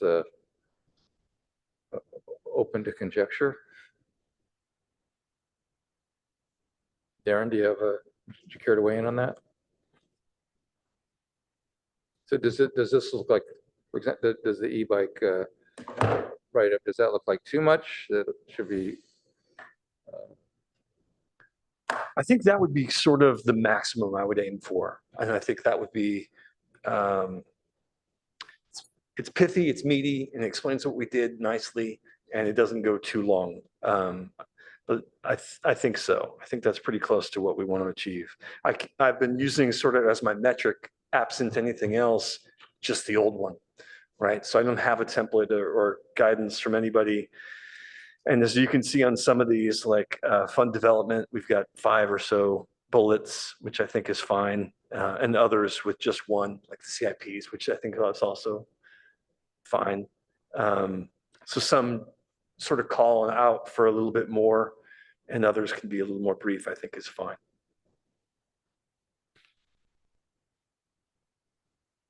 Okay. So would the ad hoc like to add just one bullet on the summarizing some of the preliminary work that was done leading up to going to the commission with recommendation. On the racket court usage policy, I would suggest that we add the pilot program that it started and it will finish in 6 months, because that's an accomplishment. And I would also suggest the creation, at least the idea of the community, the tennis pickleball community study group or whatever we're calling it, that Right. was to start in February or March. Does that make sense? Mandy and Nellis, or no? I mean, I think it does make sense. I think it's more of an ongoing Yeah. thing that would, it's hard to do the accomplishments and then also think about future discussions about Sure. plans for any future ad hocs. But I sort of saw this as looking, what Darren said is the high priority, low priority, what was accomplished, including dates. And then it's already in our purpose statement that it's receiving community input. And I think unless we're going to write out every single bullet point of all the community output we've done, whether it was a survey, communication, public comment, I think that if one group doesn't list something, then it looks like no community input was done. So it's just sort of a slippery slope. So I was erring more on the side of simplicity of just reporting on the basic buckets of accomplishments rather than the how and the beneficial impacts. So to Commissioner Oche's point, the community engagement was listed as a beneficial impact and a measure of success for one of them. But I just think that we need to decide if we wanted to go more simple, or if every single one has to have something about community engagement. It's just more a formatting discussion. I would err towards the simpler side personally.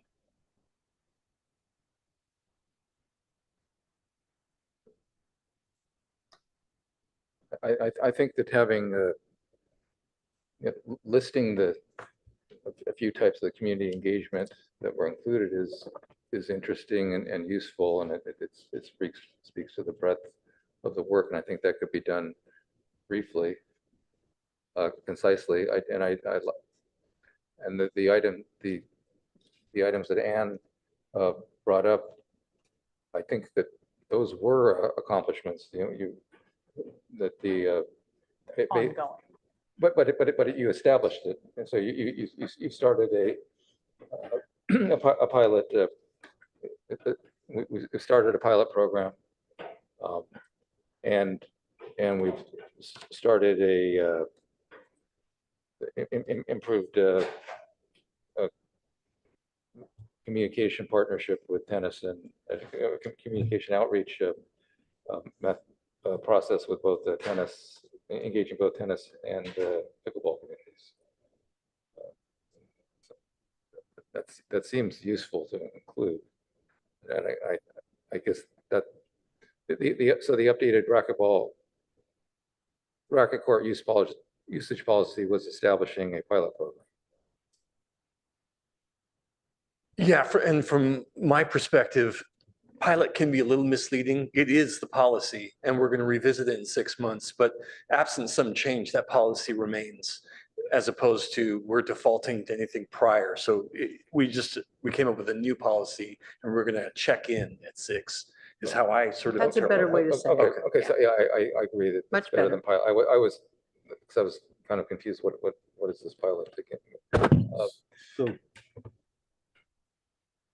So could you say ad hoc with community engagement updated and make it just sort of a merge bullet point, I guess?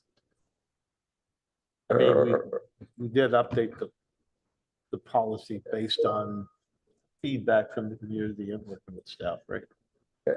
Ad hoc reviewed the existing policy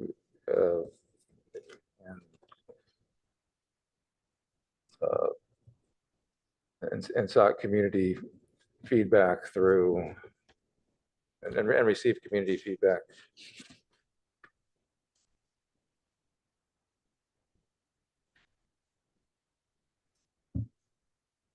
through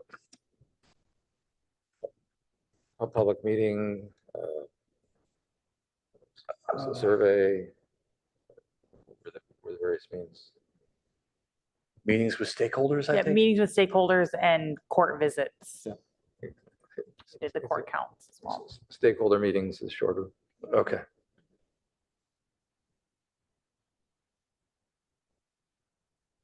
Site visits, okay? Yes. Yeah. Yes. It's even better. Great. And regarding the updated policy, do you want to say what it was? How- Like increasing pickleball access, something to that effect? Yeah, increasing pickleball access in the evenings or throughout the day. Do you really need to say? I mean, I think if you just say increasing pickleball access, basically covers everything you're trying to say, I believe. And on that date, that's the commission voted to, I could add PRC updated. How about that? yep.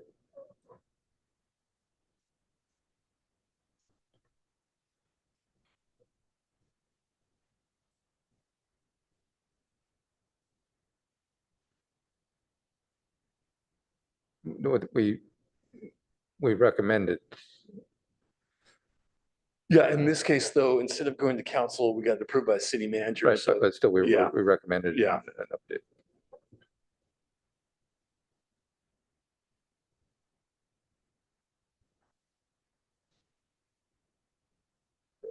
you want Recommended updating. Racket Court usage policy update. Recommended update And update, is that what you said? to the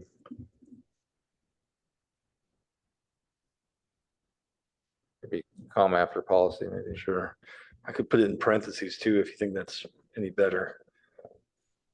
That's fine.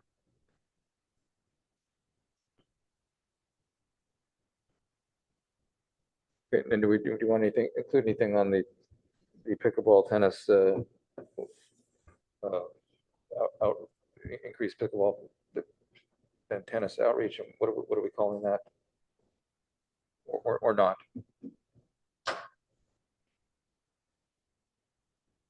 Yeah, I think it's significant that we're working to bring the pickleball and tennis communities together to work to discuss how to move forward with things. I'm And sure what I said. for the third one down, began research into cost and feasibility of adding lights to city-owned. Would we not want to say city-owned tennis courts? Because I think we're trying to keep the balance between pickleball and tennis. And if I were to read this, I might think that it was all pickleball related. Was it tennis? Just add the word tennis. Tennis courts or racket courts? Yeah.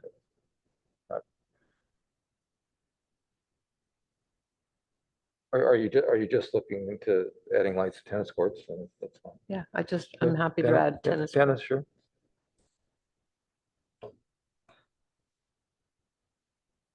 Great. So you can put tennis in front of courts Yep. there, Right there. and maybe swap the item, swap the order of the last two bullets.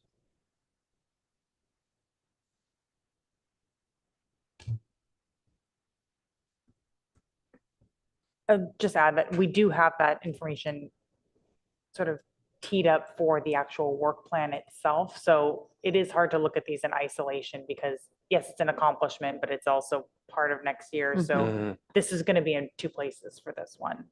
And that may be the case for other groups as we go through this.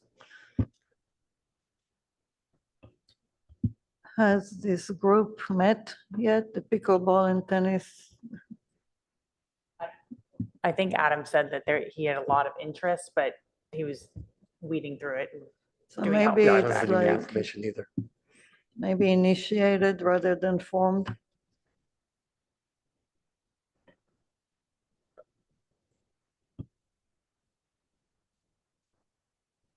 I don't know if it belongs on the accomplishments. Yeah.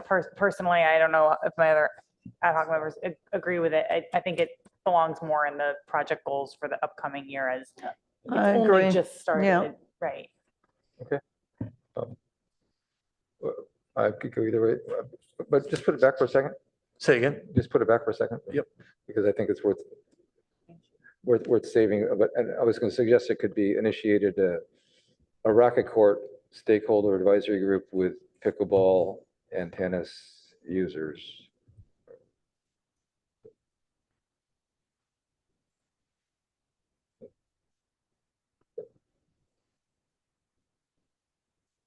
And add stakeholder in front of advisory.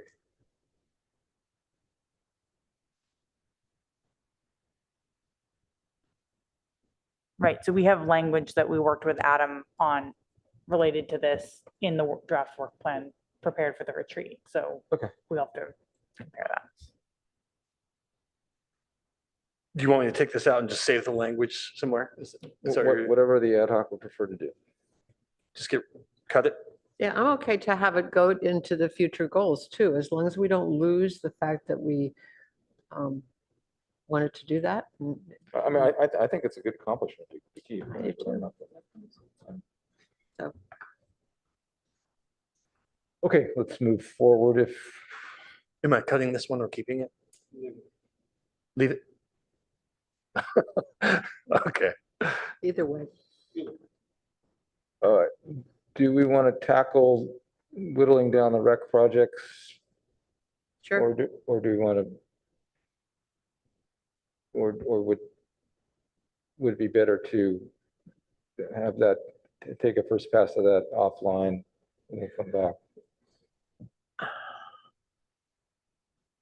Feels like there was more in this now, Darren, than what we turned in. I just added dates. No, I think we added bullet points too, but Oh, maybe a couple. I think it could be consolidated. I added these two.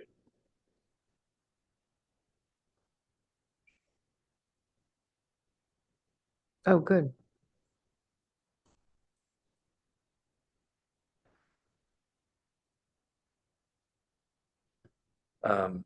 Okay, so let's whittle them down. Okay. Maybe just in or out as we work our way through. I'm looking for combine as well, Okay. or minimize and combine.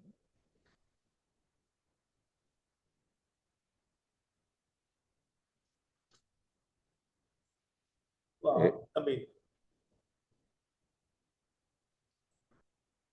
my take is that that's kind of an important first step, right?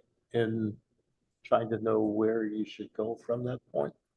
And that is trying to find out from community stakeholders, sort of getting their input as you start to develop those other bullet items. I'm wondering if the first three bullets could be combined into one. Oh, yeah, that's a good point. Starting with working with city staff or working with staff.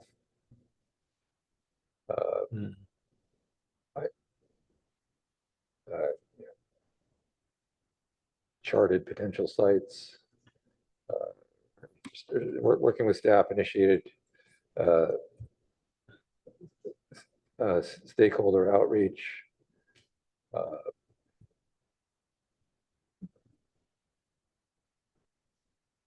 Collated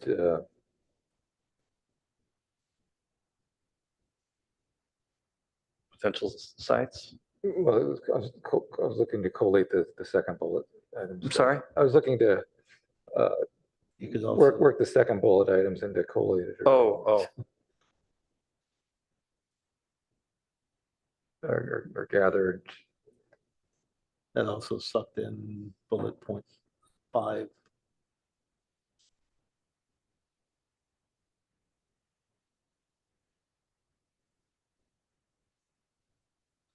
You could probably remove bullet point 5, right? Forgive me, I'm having a hard time hearing. I'm sorry. It's me, not you. Oh. But if you could speak up just a little bit. Yeah, I'm just saying you could probably, I'm thinking you could because you've 5 into that second, into your third bullet point On- already. Although the community survey was a pretty significant step. Yeah, those are like two different things, Yeah, I think. so work with city staff on stakeholder outreach, uh, and researching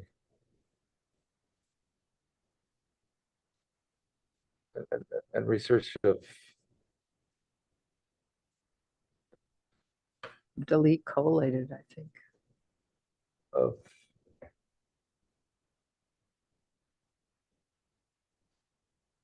facilities, programs, and activities.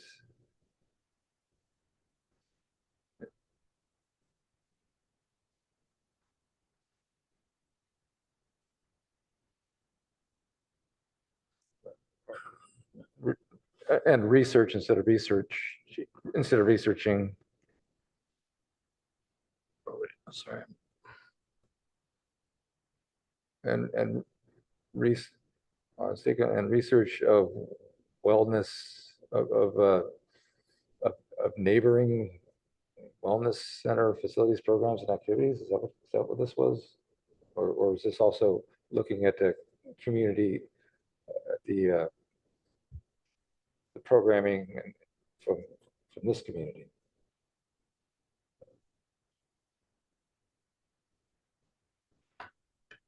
I mean, that's what we did. So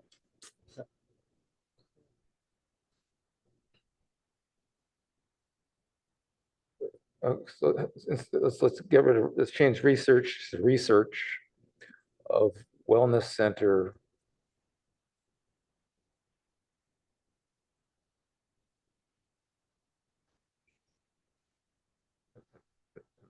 Programs and activities.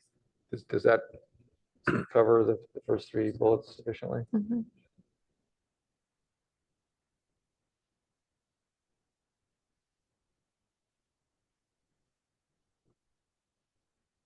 We can Okay. cut these two. Yeah. Yeah. Okay.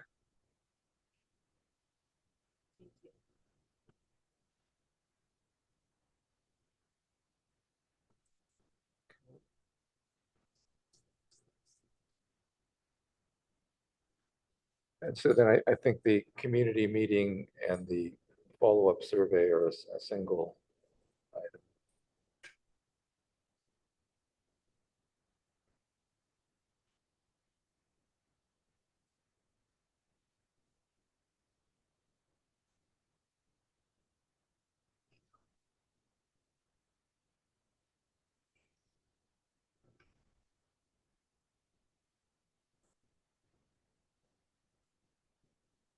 Yep. Great. Yep, that's good. For this little piece on potential sites based on criteria, are we wrapping that into a different area or cutting that? I think it's a cut. Actually, I think it falls into 1, 2, 3. I mean, bullet point 4, you're talking about possible locations. Yeah. Yeah. Maybe it's already covered there.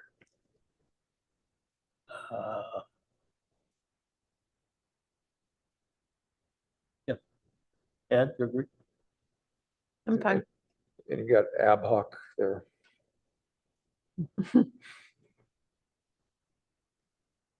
It is a gym.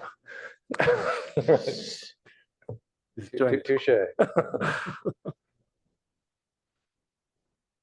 Okay, so the 4th and 5th bullets can get combined. Yeah.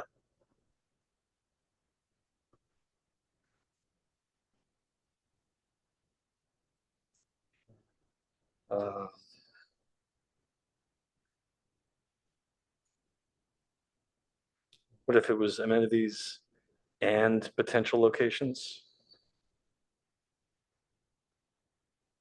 Yep. That Well, you're talking about potential locations and possible locations, and Oh, yeah. just get rid of one of them. I like the including the staff in there, participated with staff, Darren, Okay. that you had before. Or weekly ad hoc meetings with staff. Always invited. Yeah, that's true. How about that? Discuss to staff, you say just discussing, I can't see them, sorry. Discussing need, location, amenities and policy.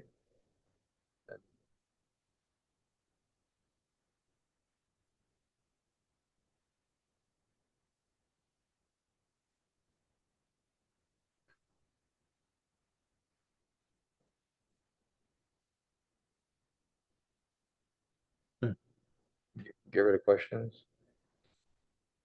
Say that again, get rid of questions? Get rid of questions. General policy. Mhm.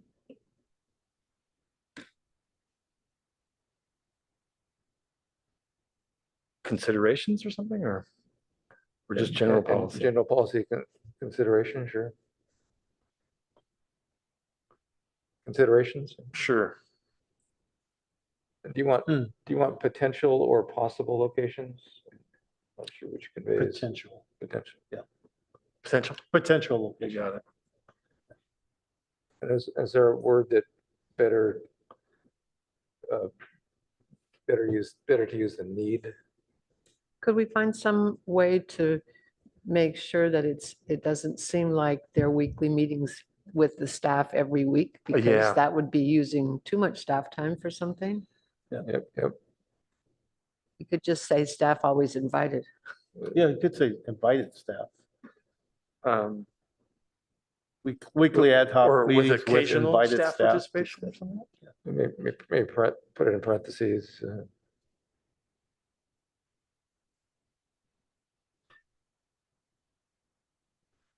With staff invited or with occasional staff participation?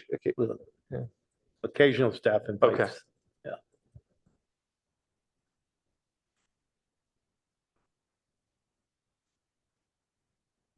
Okay.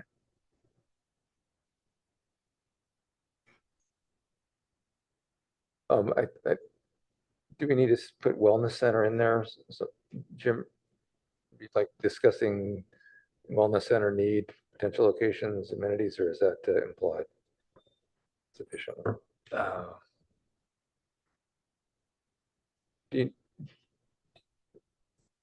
Does this bullet work without having to add wellness center? Which one, Jim? The fourth bullet.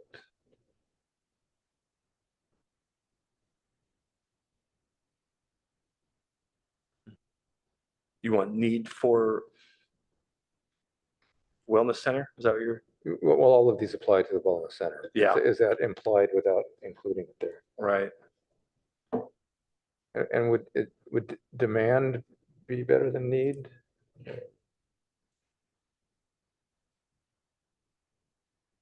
Either way.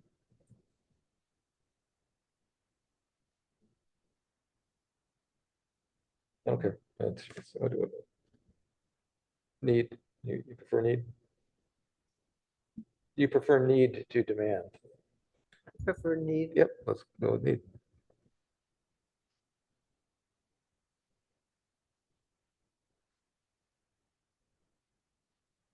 Can I make a friendly suggestion, Jeff, to maybe fold this one in with the first one? So working and maybe make it just a longer list of 1, stakeholder outreach, 2, research or wellness center facilities, programs and activities, and 3, discussing the need or community interests, locations, amenities, and general Yep. policy considerations.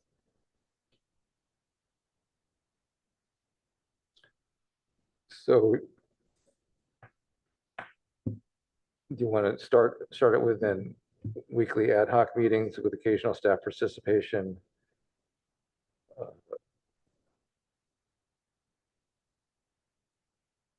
On stakeholder, go ahead. Sorry. You want that as the first bullet? Is that what Yeah, you're yeah. After staff participation on stakeholder outreach and research of wellness center facilities programs. I'm just pasting in the, And research on the rest of the sentence or a different? well, just paste in from the research. Combining the second. I see. Whatever you want to include.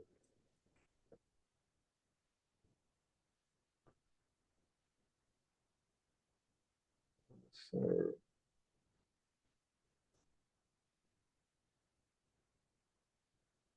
wellness, so then you want to have, so it's wellness center, you want wellness center / gym, you want gym in there as well? I don't. Either way. Or wellness center, you want, so you want to start with need? So wellness before facilities. Need, potential locations. What are the most important factors to include your Programming and facilities and potential amenities? location. Facilities and amenities is probably. Yep. Just use one or the other. Which do you prefer, amenities or facilities? Well, I mean, I think amenities, we're talking about the type of equipment that would go into a gym, right? So if you go back to those 3 questions, what's in a gym? Yeah, what goes in the gym? Where do you put it? And can you afford it? Yeah.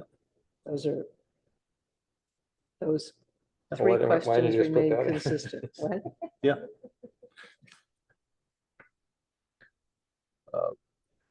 The particular location. Do you want general policy considerations included?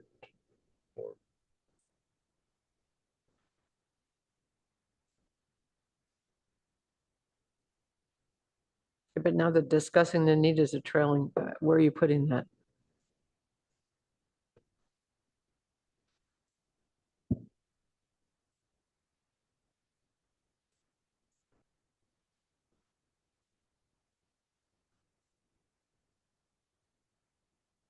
Okay, first bullet, delete the second bullet. And get rid of the second bullet? Is that what you're trying to do? Is Yeah. there anything from the second bullet that you want to add? No. to the first bullet?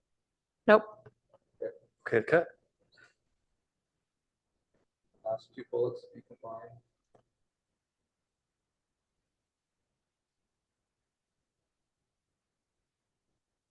Status updates.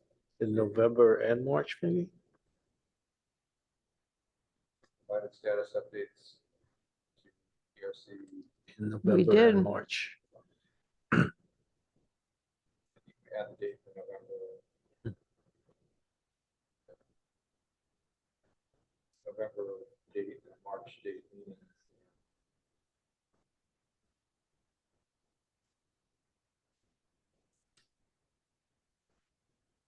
Was it the November 25th meeting? So that one could be combined to be provided status updates to the PRC at the November 25th and March 28th. 22nd? That's status You updates. said 22nd, yeah? Got it.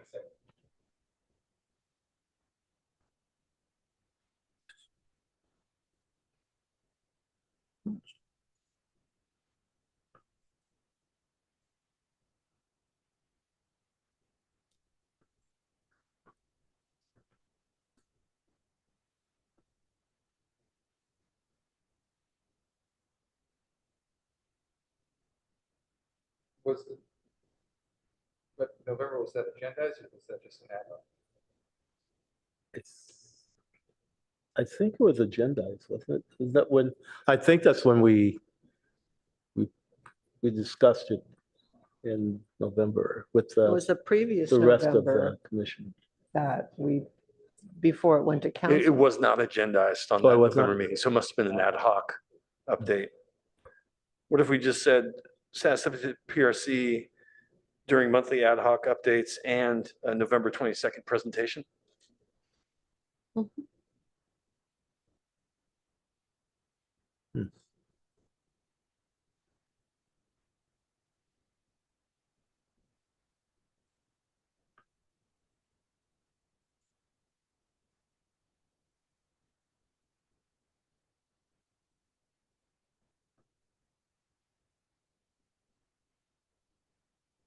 Yeah, it was November 21.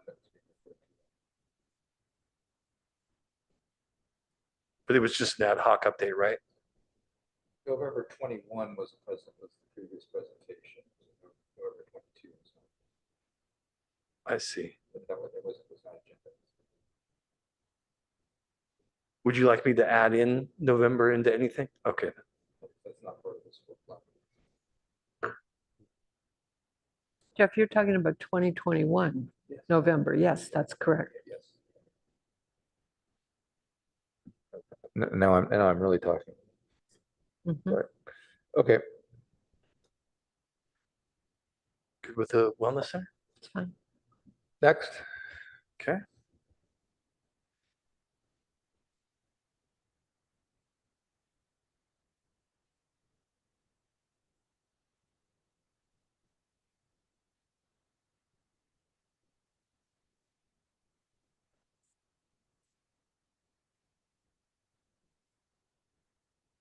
So bullets 1, 3, and 4 are all stakeholder skateboard community.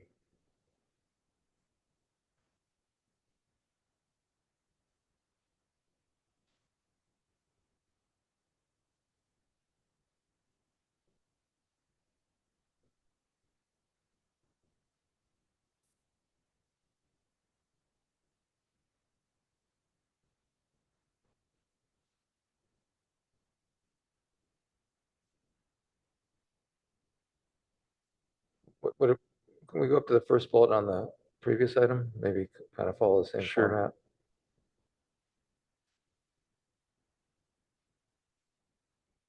Why don't you just copy how that starts off and see if that works for the next one?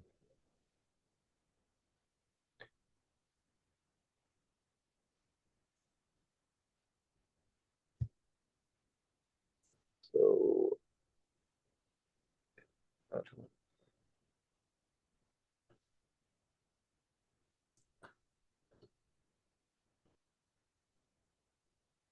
Ad hoc work with staff, ad hoc work with staff and stakeholders. Mhm.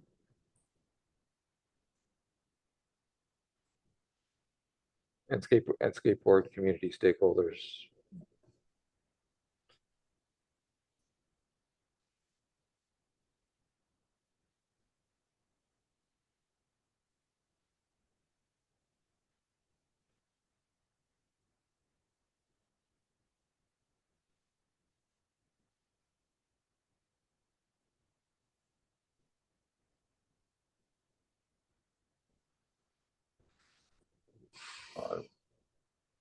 On potential skate park plans or.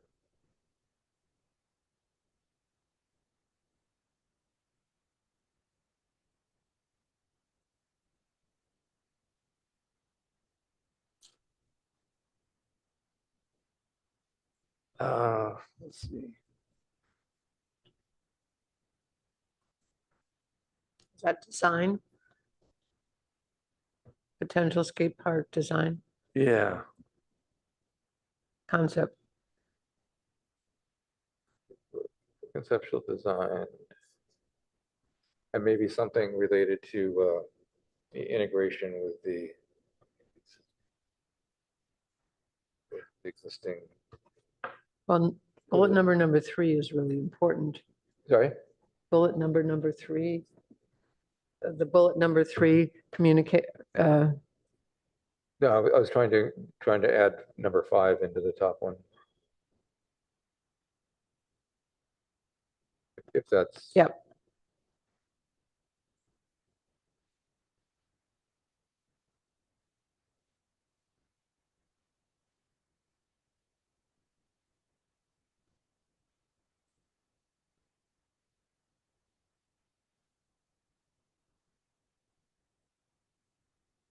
We should put existing historic skate bowl.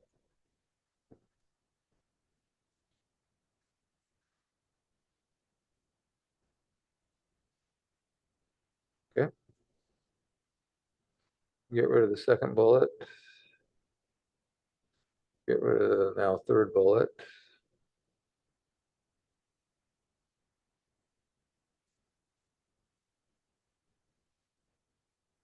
Combine the second and third bullet somehow.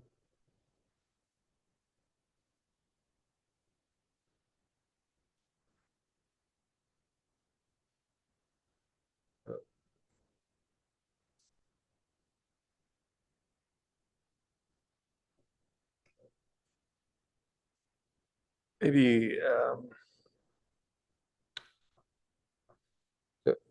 tie them into the council approval to have the Friends serve as the repository. Yeah, I'm sorry, after engagement. Just Which something one? like after engagement with Friends of Palo Alto Parks. Whatever you want to, however you want to refer to how you're working with Friends of Palo Alto Parks. The preliminary work leading up to bringing it to the commission to vote to recommend, to vote on the recommendation. I see.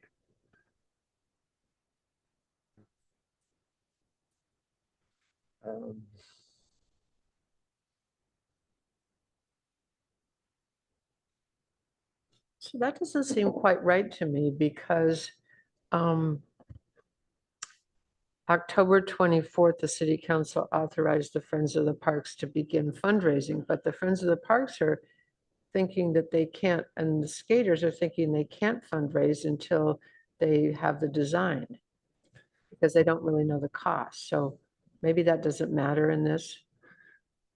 Well, the October date is when council authorized that, but we wanted to make sure that we've got something to fundraise around with the design. Yes. I know you know this, but for the benefit of everyone else, so that we had a conceptual design to fundraise around, and B, to be able to conduct the parking analysis in advance, so we know that there's not some hidden cost associated with additional parking, maybe or maybe not required for this.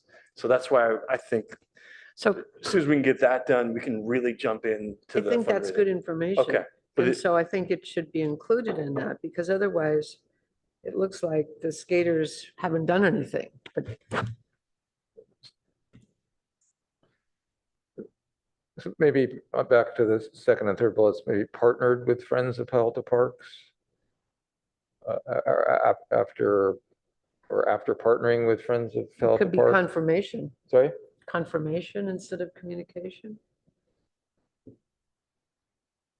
I was just trying to, something after partnering with Friends of Palo Alto Parks, then the commission, or after agreeing to a partnership with, or after agreeing to a partnership with Friends of Palo Alto Parks, or a potential partnership, PRC voted to recommend. that-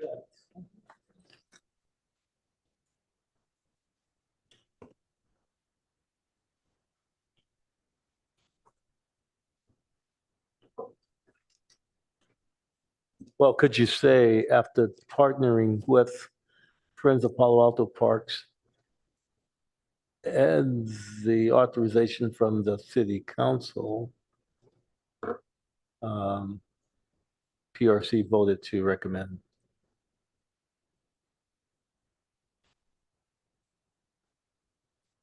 Or maybe we should lead with established a partnership with Friends of Palo Alto Parks following a recommendation from PRC and city council Yeah, you could do authorization. it that way.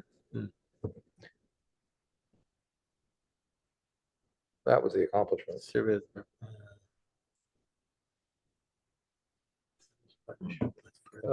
So comma. Oh, you want that to be the beginning? Yeah, that would be established, comma, following a PRC recommendation, following PRC recommendation on September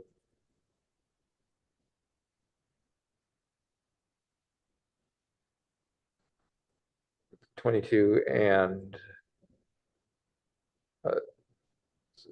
so then delete the rest of that. All right, so, right, yes, sorry.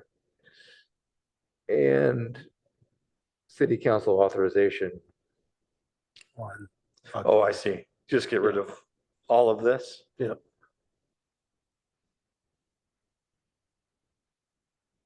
But you still wanted the text that talked about voted, right? That the PRC voted on. Following the PRC recommendations. Okay. Covers that. And city council authorization.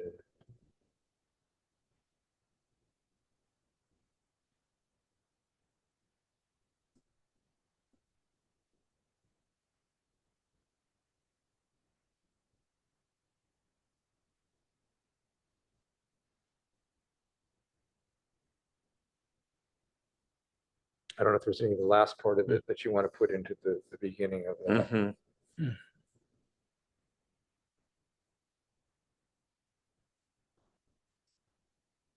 Uh,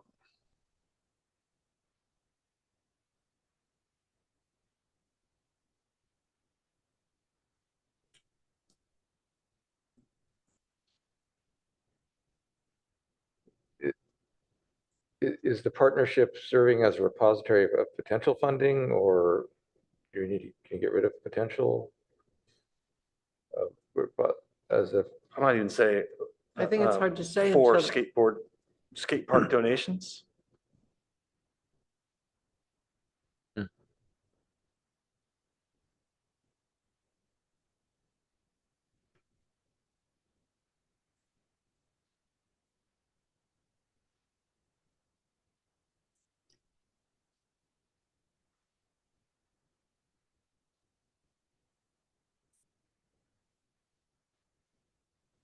okay, deleting that. Okay, deleting what's there, Alice?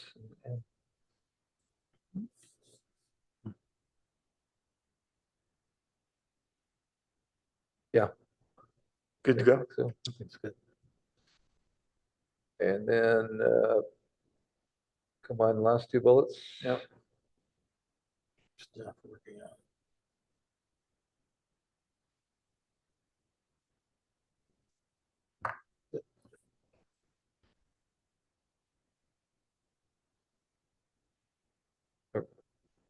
Or maybe lead with first draft conceptual design. Completed by pro bono designer and skating input and skating community.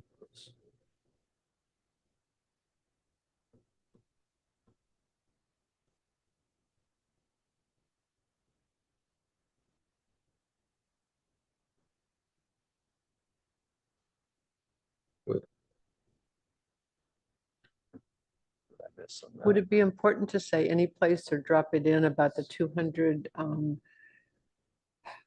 people that Sam reached out to?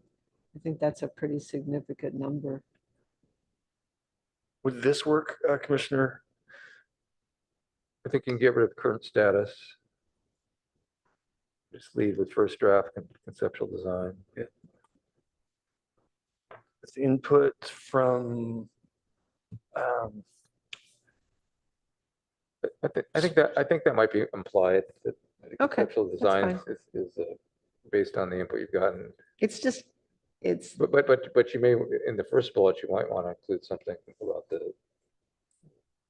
I think this is good. I think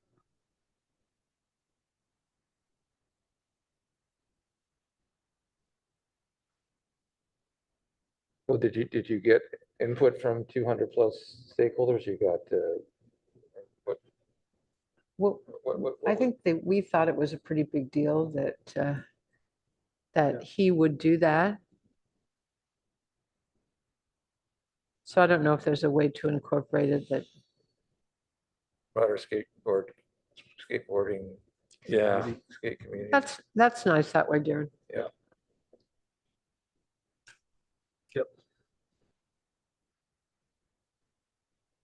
That's good. Is it skate or skateboard or is skate sufficient there? Skateboard, yeah. Skaters. Skateboard, Skateboarding committee. skateboarding, skateboarder. I don't know. Not my bailiwick. A little bit out of my lane. All right. Oops, sorry.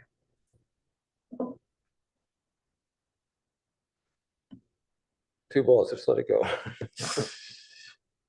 Need to add more.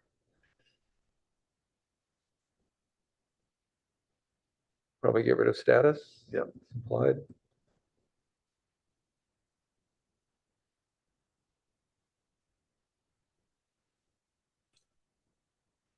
Sure.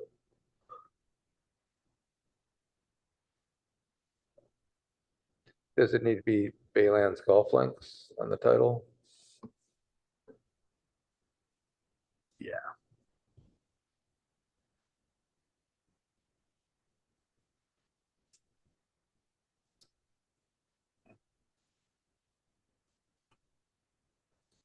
Okay.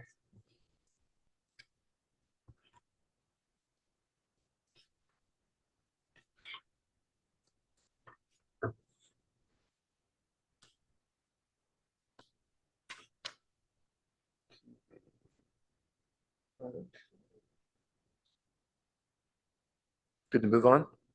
There's, the first sentence doesn't work to the use of. Probably be simplified somehow. It's pretty wordy.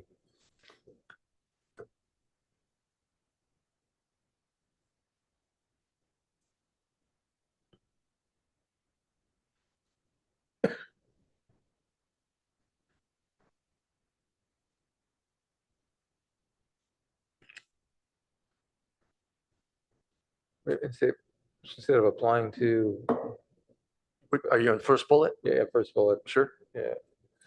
It's regarding the operation of.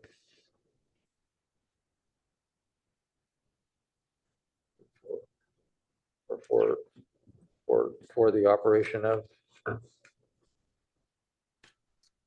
Regarding for the operation? regarding the operation of, or for the operation or for the use of, regarding the use of.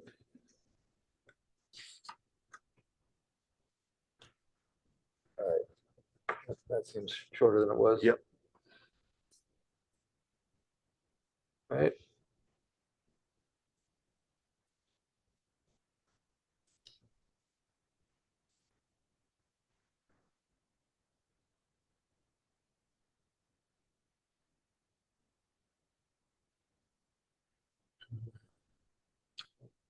I was involved in writing this, so this is an opportunity for others to comment. If you can see ways to edit it down.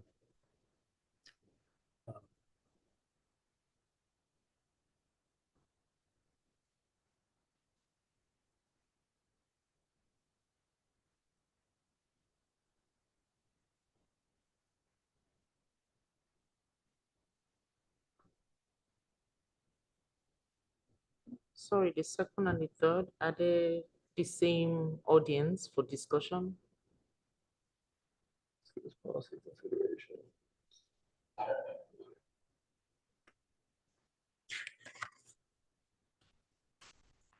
One is, I think is, the first one is ad hoc work, and the second one is the PRC discussion in October. So the first one was intended to highlight the preliminary review that the ad hoc had done. Maybe that's not.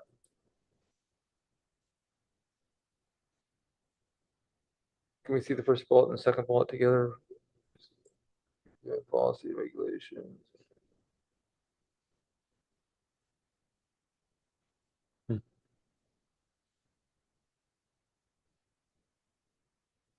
we could say policy considerations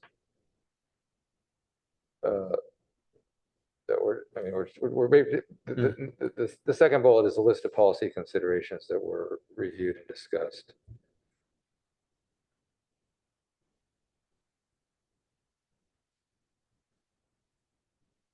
At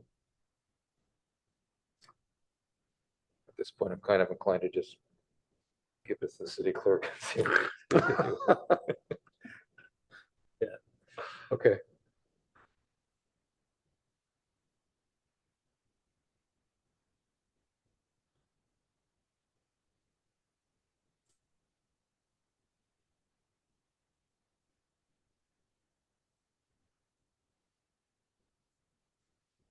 Maybe the last bullet should include 4 parks and open space areas.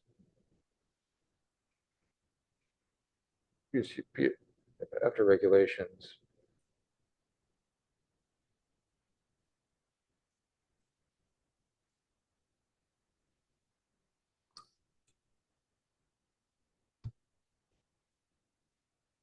Is that sort of implied though? I don't know, is that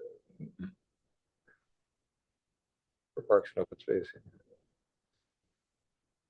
Yeah, I guess it's mentioned in the, Yeah. Which, but in terms of the summary statement of what the recommendation was, Mhm. I don't know.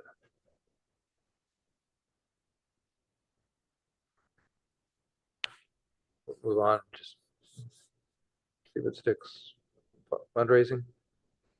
Could we go back to the, Yeah. sorry, to the recreational opportunities? I see that there was a decision made to take out the 10.5 acres. Yeah, I removed that only because there was no, it just said nothing was done on it, right? So, yeah, but is it important to include it so that there is at some point a discussion about that's 10.5 acres of some kind of important parkland at a time that we're trying to figure out how to get more parkland? And while there's discussion about what it should be, it still needs to be a discussion about parkland. And I think that some people in the community confuse that 10.5 acres with the 10 acres over at Measure E. That was a big discussion. And so maybe it's okay to keep it in our report. I don't know. I just wanted to know why it went away. Yeah, that was just me thinking maybe that belongs in the work plan section for what we're gonna do as Okay. opposed to achievements or Yeah, I'm accomplishments. okay with section. that as long as we Whatever, know whatever you'd like, that I'm it's glad to do. important parkland to have and make sure that we protect it and have a discussion about it. It already Before you is parkland. Darren. We don't need to dedicate it again. Before you scroll up, Darren. Sure. Let's put a dot between 501 and C3. A period instead of a space.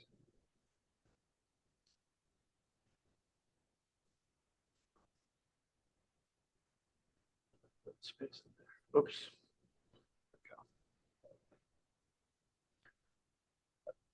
Commissioner Cripps, did that, what would you like me to do? Put it in the future. Okay.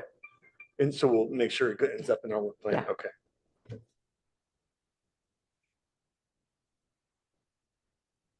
Thank you.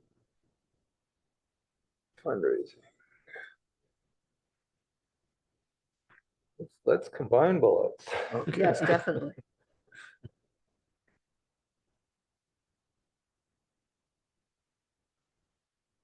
So maybe the first one can go away. I think that was important for the fundraising ad hoc to be able to understand the CIP early in the cycle, but it doesn't need to be in this. It was a good thing that we did it and Lon came to the commission, but it could be deleted. Okay. As long as it's part of the usual process.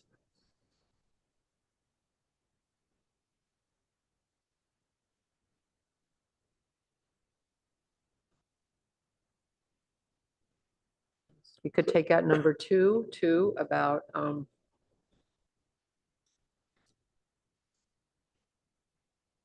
just, I think we wanted to call out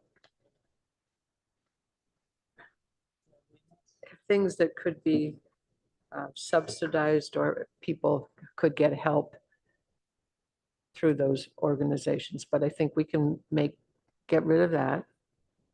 For the I first, think the next one is important to stay in.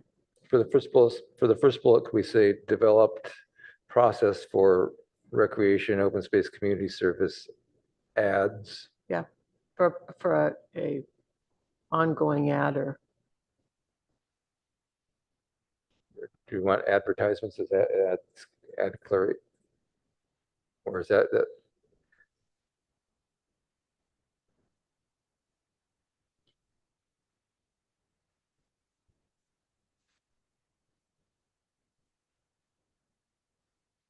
then the one after the created web page, that could go away too.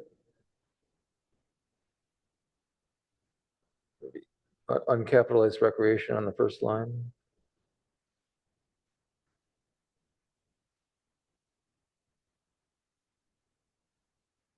And I'd like to see the one about grants stay in. Joy?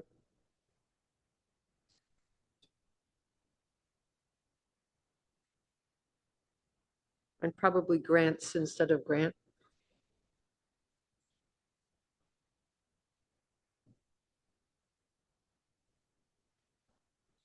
Put consider instead of think about? Okay. Did you combine, five? Maybe like saying created a web page for City of Palo Alto Community Services, which increased the awareness of how to get to various programs. Oh, that too. Or just say maybe increasing instead of. Yeah, you could.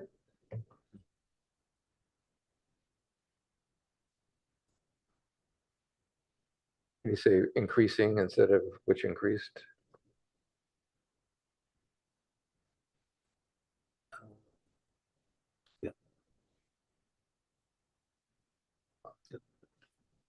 For the first line, do you want to put commas, recreation, comma, open space, comma, and community service?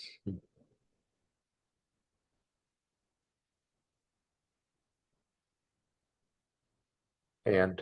Yep.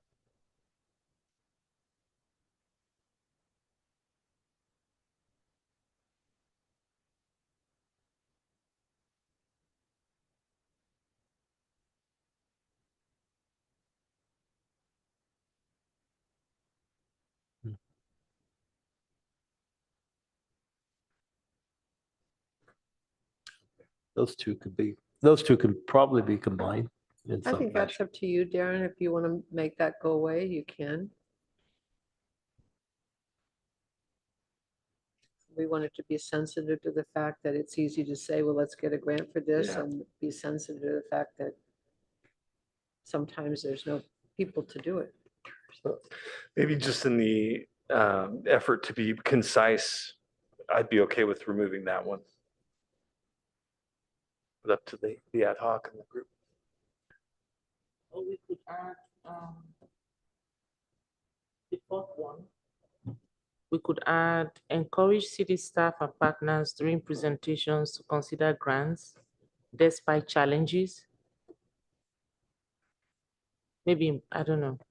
I'm just thinking if that's the last one is going to go away, then we Yeah. need to maybe specify. I'm not clear on what bullet number 4 is saying during presentations. It's like, are you suggesting that staffs and partners should consider grants when they're when they're making presentations or during public meetings, or what does during presentations mean? I'm not following this. Past presentation, I believe. That's what you're trying to say here, right? What? So the 1, 2, 3, 4, the fourth one, encourage city staff and partners during presentations. Should we just cut the We could take it out. during presentations?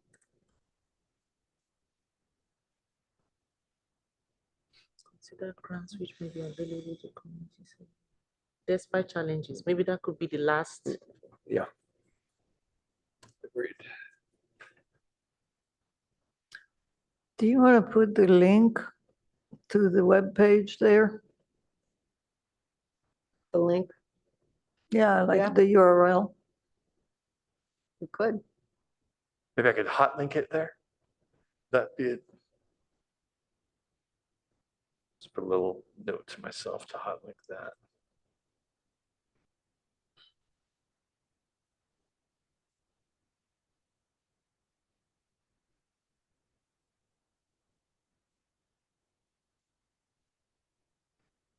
Do you want to change consider on the fourth bullet to pursue?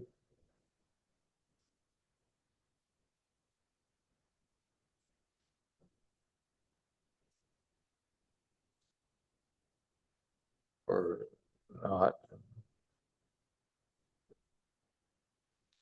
Are we okay to cut that last? You really need to start challenging. Yeah, Hmm. Probably not. yeah, it's,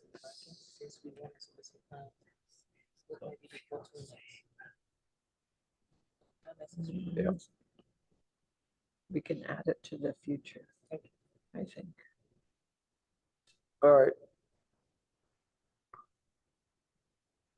Maybe to turn this upside down, maybe we should start with the first bullet being, our goal for this committee was to make it easy for people to communicate or to contribute to park and recreation and community services.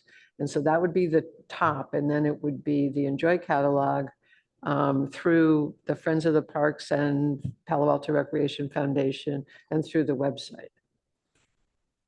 Does that make more sense? And then the last bullet point could be the grant.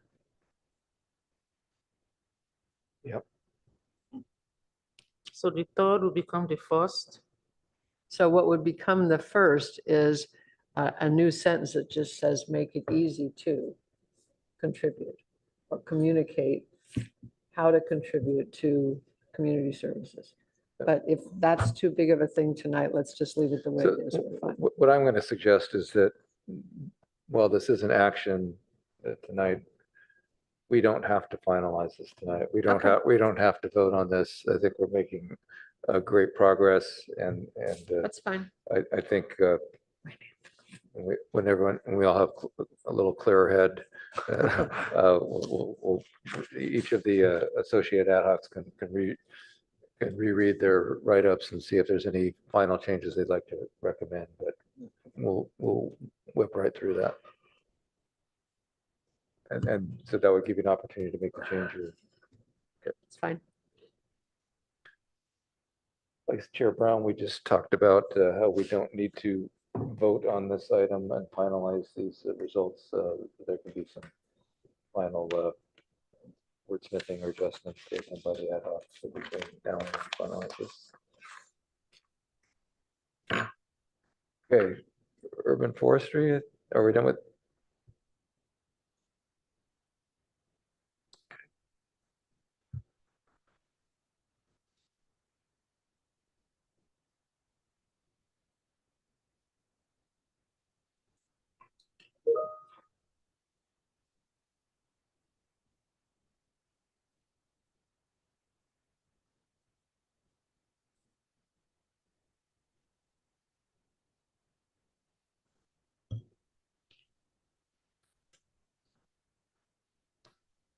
Last bullet, I think you could get rid of finally or.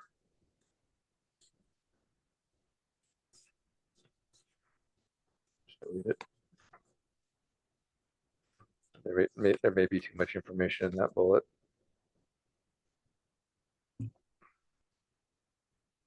Can remove them more orderly. Excuse me? Can remove more orderly too. Sure. Yep.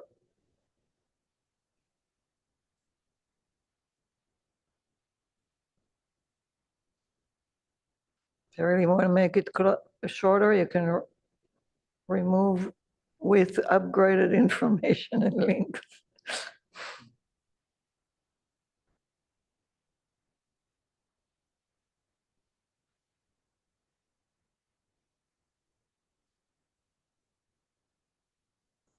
Sure. Want to cut? Yeah, yeah. Good.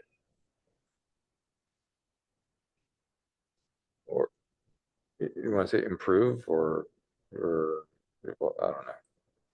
Yeah, I can say improve, Evolve and improve or just improve? just improve. But it is evolving, evolving. Yeah, Evolve. whatever.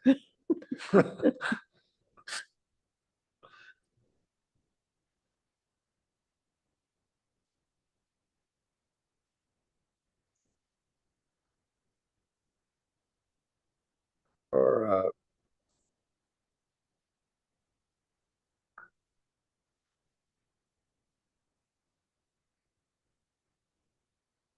after following the staffing, following delays related to staffing challenges, rollout is proceeding. Say roll out, It's, rollout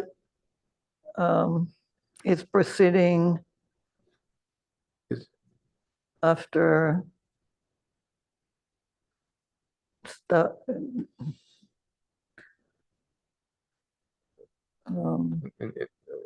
So it's kind of trying to say in spite of challenges or after working Yeah. through challenges or.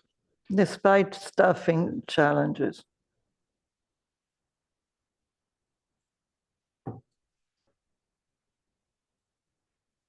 And now you can remove all the rest of it.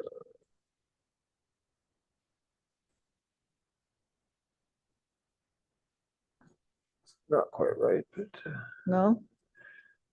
it's fine for now. No, put it all back then. No, it's just, it's fine for now. Parkland dedication, Parkland dedication. unless someone has further comments on urban forestry.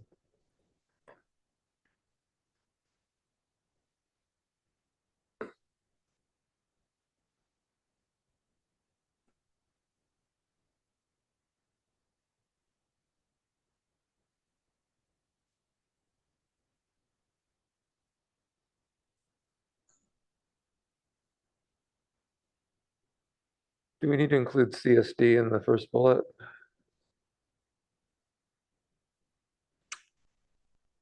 I think it's sort of implied since we are the If you're okay with CSD. being left out. Yeah, I'm okay. I feel like we're one. We want the public to.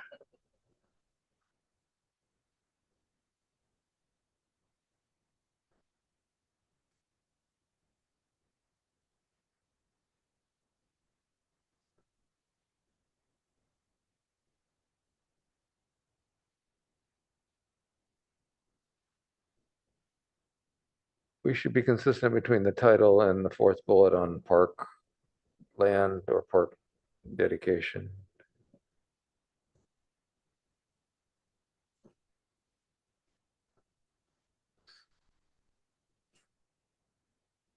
Others have comments on this? All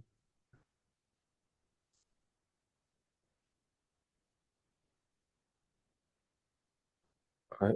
Okay. Last one. When we discuss the easement, the date. Yep, good call.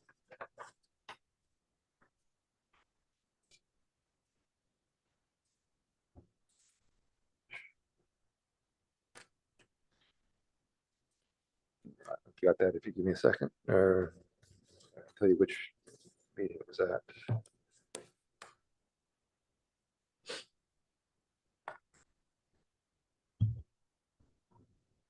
The PIO was February 23 meeting. So that's when we were talking about it. Thank you. February 20th?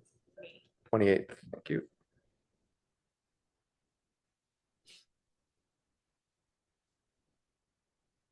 Okay.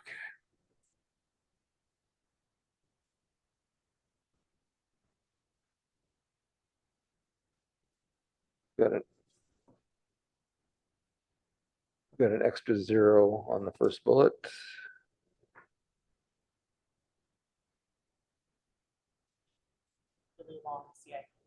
That's long term.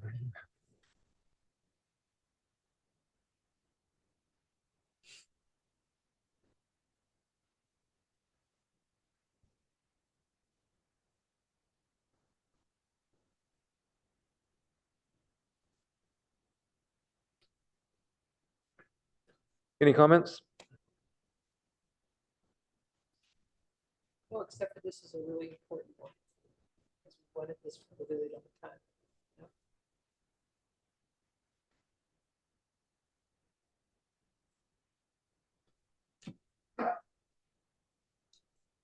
Is CCP okay after foothills? We'll just say yes. They Is should there- be spelled out.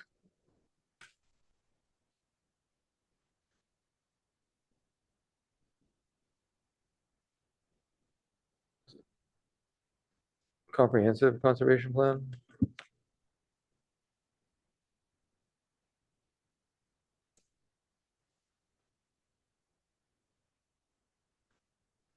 Okay.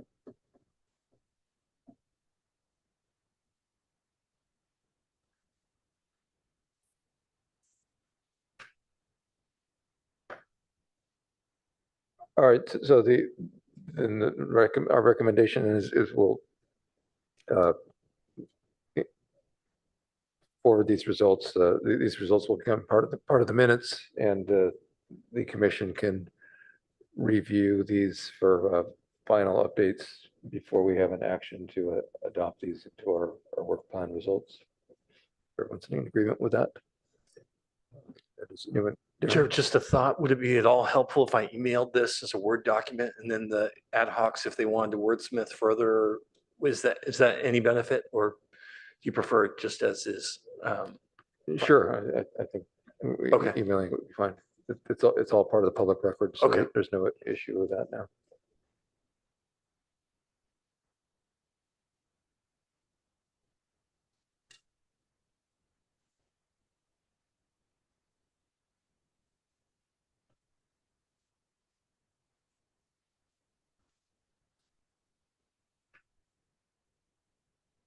Okay, does anyone have any further discussion on this item, or shall we close it out and move on?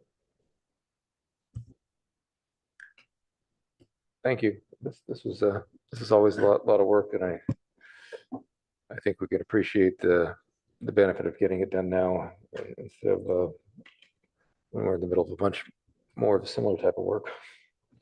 Breaking it up will help. Thanks. All right, we'll now move on to ad hoc committee and liaison updates. Does anyone have anything they would like to share? Anne? Thank you. I'm going to try to shorten this a little bit in the interest of everybody's time. So Chair, if you would like to stop me at any time and say you've heard it already before, please do that. Okay. After reflecting on the March Commission meeting, I think it was important for us to repeat and provide more details regarding the potential Recreation Wellness Center. I wanted to mention the original ad hoc committee, Keith Rethdahl, Jeff Lemare, and I, and the three of us met for 2 years about, and then Nellis joined us last year when he joined the commission and has been very important to us. We've had, since Nellis joined, a weekly meeting at 10 o'clock every Tuesday for 30 minutes, which anybody is welcome to join us. And we've had quite a few guests during the time that we have used their expertise and their resources.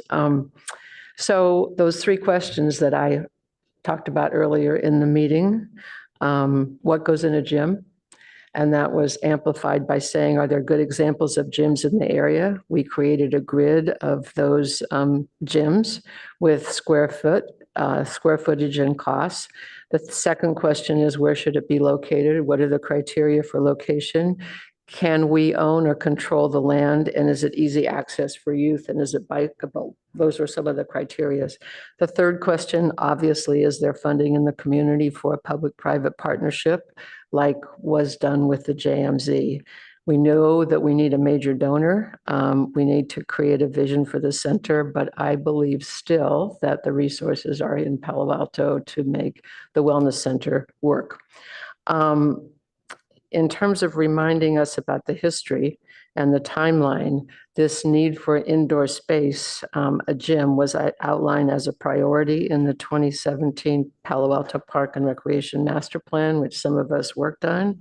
The ad hoc came into being in 2019. The PRC discussed and approved and sent a request to council in November of 2021. That occasioned the front page article in the Palo Alto Weekly about do we need a gym, which then occasioned a potential donor who came forward who wanted to contribute a gym on a wellness center to the city. Unfortunately, that wasn't to be with the passing of the donor, but the need for the gym still exists. It did not go away. It was identified in the Park and Recreation Master Plan. So I wanted to kind of divert for a minute, if I could, to talk about the creation of the Friends of the Recreation Wellness Center. Park and Recreation has two really important nonprofits, one, the Friends of the Palo Alto Park, and the other one, the Palo Alto Recreation Foundation.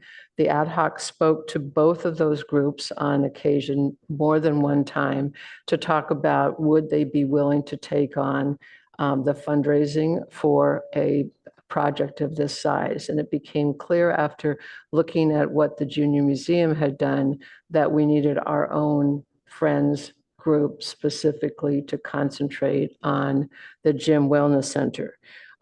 We were able to speak to people who were involved in the JMZ and along with staff at the city and council people who had been involved, and they were really a very wonderful resource. So we decided that we would move ahead and create a Friends of the Palo Alto Recreation and Wellness Center. Currently, there is a board of directors of 9 people. We're in the process of filling 2 to 3 more spots where our bylaws say that we can have 13 spots. But we need to more correctly reflect the diversity in the community. So we're wanting to add 2 or 3 more spaces. Current board members, just for everybody's information, are Judy Kleinberg, Roger Smith, Bern Beecham, Tim Stitt, Mark Goulet, Steve Emsley, Nellis Friedman, Jeff Lemare, and myself. Judy Kleinberg filed our articles of incorporation on August 30th of 2022. On December 1st, 2022, we were granted nonprofit status by the IRS, and the California request for nonprofit status at the state level is pending. It takes evidently longer than the IRS takes. We have a bank account at the Heritage Bank in Palo Alto. We have a website, which is www.parwc.org. It's currently a private site and will be turned on sometime in the future. As I mentioned last meeting, in response to the chair's question, our goal is to advocate for this important indoor facility and, when appropriate, to raise money to fund it. So back to the 3 questions. What are the most important things to have in a gym? So we feel the most important is flexible indoor space to accommodate a wide range of sports and wellness program for all ages. Sports include, but are not limited to, basketball, volleyball, badminton, table tennis, indoor pickleball, a climbing wall, indoor soccer, martial arts, judo, dance, gymnastics, fitness programs, our Heart Fit for Life program, weightlifting and exercise equipment, exercise and wellness classes for all, and any future community suggestions. We learn via interviews activities which are important to the community, like youth sports programs, senior and adult exercise programs, sports leagues, drop-in and pick-up sports, games, and spaces to hang out, and sports to reflect the makeup of our diverse community. Thanks. Only Andrew. a couple more minutes. I'm almost done. May Okay. I? We solicited information from the Palo Alto Youth Council, and they were great. city staff and community groups who have tried to find indoor space to reserve. And we solicited supports from Palo Alto Recreation Foundation and the Friends of Palo Alto Parks and spoke to the past Got Fields Collective that was going on. You remember, Chair, in 2010, I believe. So current plans for the potential center, you asked me, what is it going to look like? So 3 basketball courts with at least 4 other smaller rooms for a variety of sports and activities. A 1-story building, maybe considering a walking track around the top of the building, maybe not for safety, especially of female runners and walkers, perhaps a cafe like Ada's has at Mitchell Park. And if you'd like the dimensions, I can provide the dimensions for you in writing of this particular vision and plan. The next question, I'm almost done, is the locations. And we did an extensive review of their various locations. So starting with, but not in order of priority, and we shared this in the November 2021 meeting. Greer Park, Cubberley, 10 acres at the Baylands, adjacent to the current Baylands Athletic Center, Ventura area, Mitchell Park Bowl area, Stanford Playing Fields adaptation, vacant space owned by somebody or owned by the city of Palo Alto that's not being used, or an owner of an unused building or piece of land who wants to donate some property to the city. So maybe that will come forth. The total size of the building, this building that I'm suggesting, is about 34,000 square feet or 0.8 acres. With parking, the size required is 66,000 square feet or 1.6 acres. The total site is 100,597 square feet or 2.3 total acres. And I'm hoping that the math is correct, but I think it's close. This would take 2.5 years to build, maybe a little bit more with the required permits. A ballpark estimate, that's kind of a bad pun, 6 months to design, 6 months for permitting, 16 months for construction. And when we measure that, think about the little kids who are having to go to Gunn and Pali High School at 10 o'clock to practice for their sports leagues. If we do this in 2.5 years, those kids will be entering high school and they'll still be able to take advantage of it. Just think about the kids growing up and their years. So I have a list of all the potential users who have been turned away at Cubberley due to the fact that the gyms are not available and probably won't be. Nellis has that report later. And so in summary, there's lots of work that's been done, and commendation to the staff, Darren, too, for always being willing to help and jump in. And that includes a lot of city staff, so we appreciate that. And I just want to say, at the end of the day, I think that this is an important legacy project for the city. We need indoor space for people to congregate, to be in community, and to do sports. And I would end by saying, this is my favorite thing.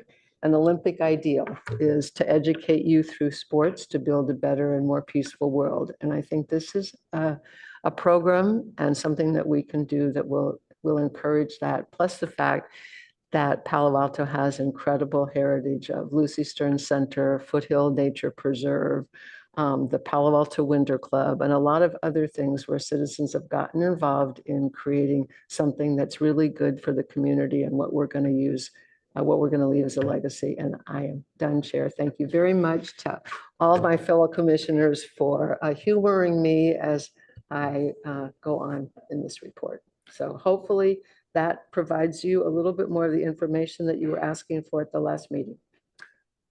Thank you, Commissioner Cribbs. There's a lot to unpack there, a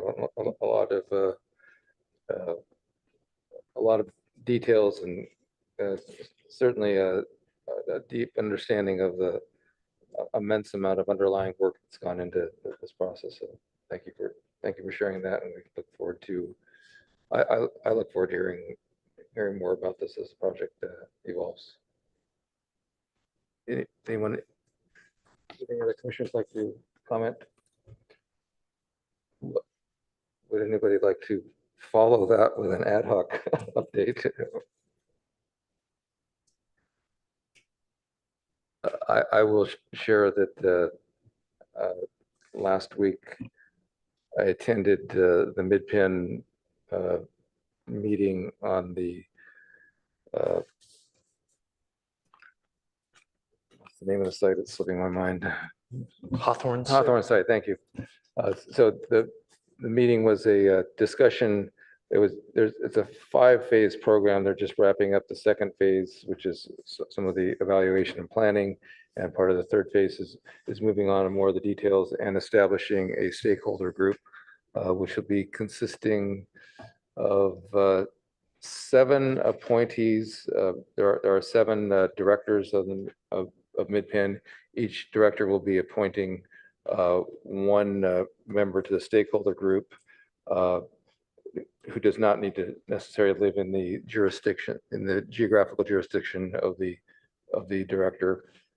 And that's based on considerations of knowing people and the person they might want to choose to represent them might not live in that district. And there will be 6 other at-large stakeholders elected through an application process by the Mid-Penn directors, and they're looking to get that started this summer, and I think it runs for about 18 months. And we look forward to sharing more information with you about that. Any other liaison or ad hoc updates?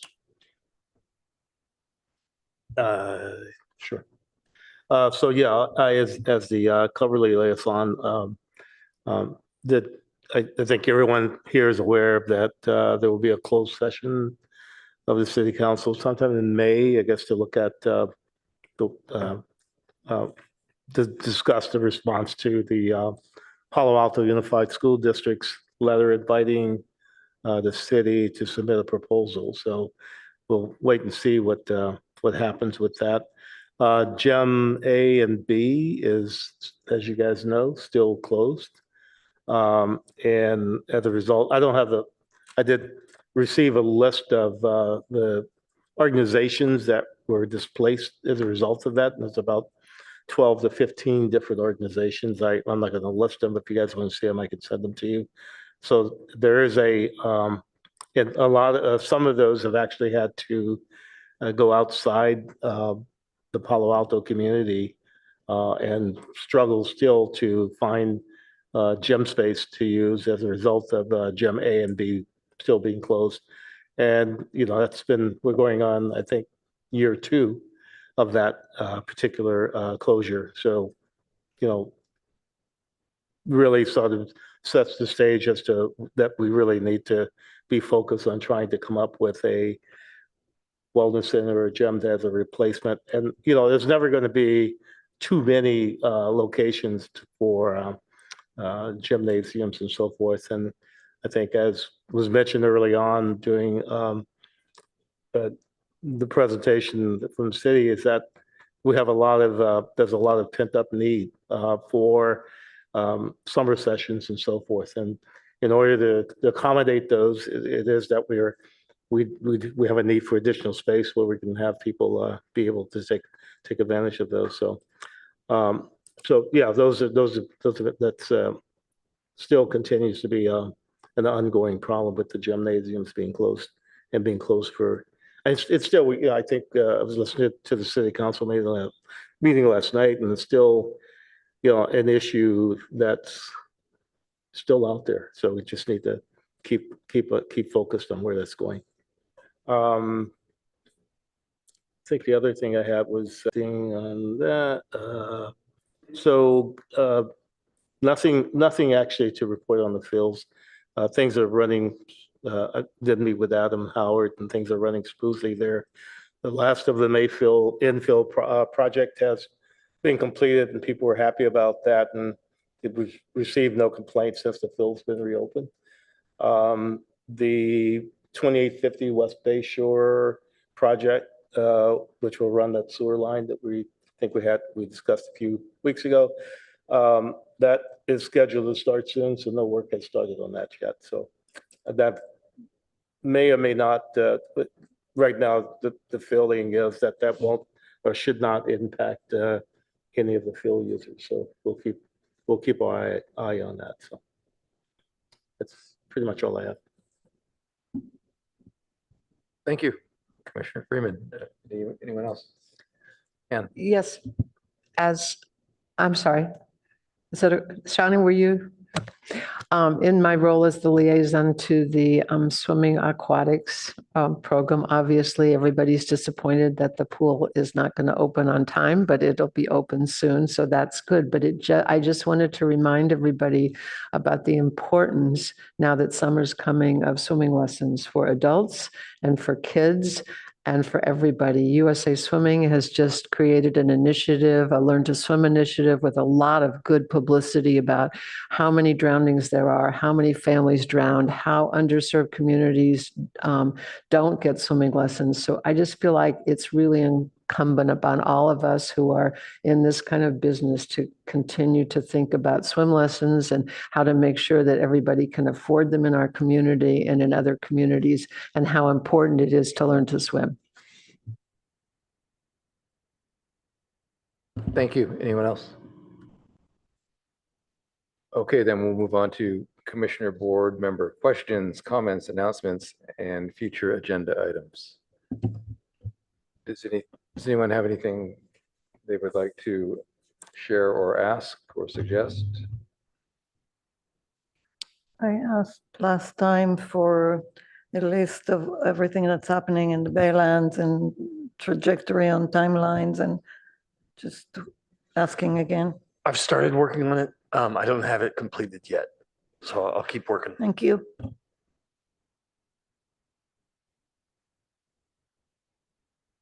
Anyone else? I guess I'll ask one more question. What about the golf? What's happening with the water board? The latest is the water board did reply to us with a long list of things that are out of compliance based on the feedback we share with them, but didn't have much direction. So we're trying to set up a meeting to talk through those issues with our consultant there to say, okay, what's the remedies? What are the fixes that you'll find acceptable? We don't want to interpret in and of ourselves. We want the water board being sort of directive a little bit so that the end result is meeting their expectations. So as soon as we can, I think a meeting is the next step with the water board staff. Okay. Anyone else? Are you able to share what they sent you? It's probably, I don't know if it's public or not, but if you can share it, I'd like to see it. There's no reason why we couldn't share it. Thank you.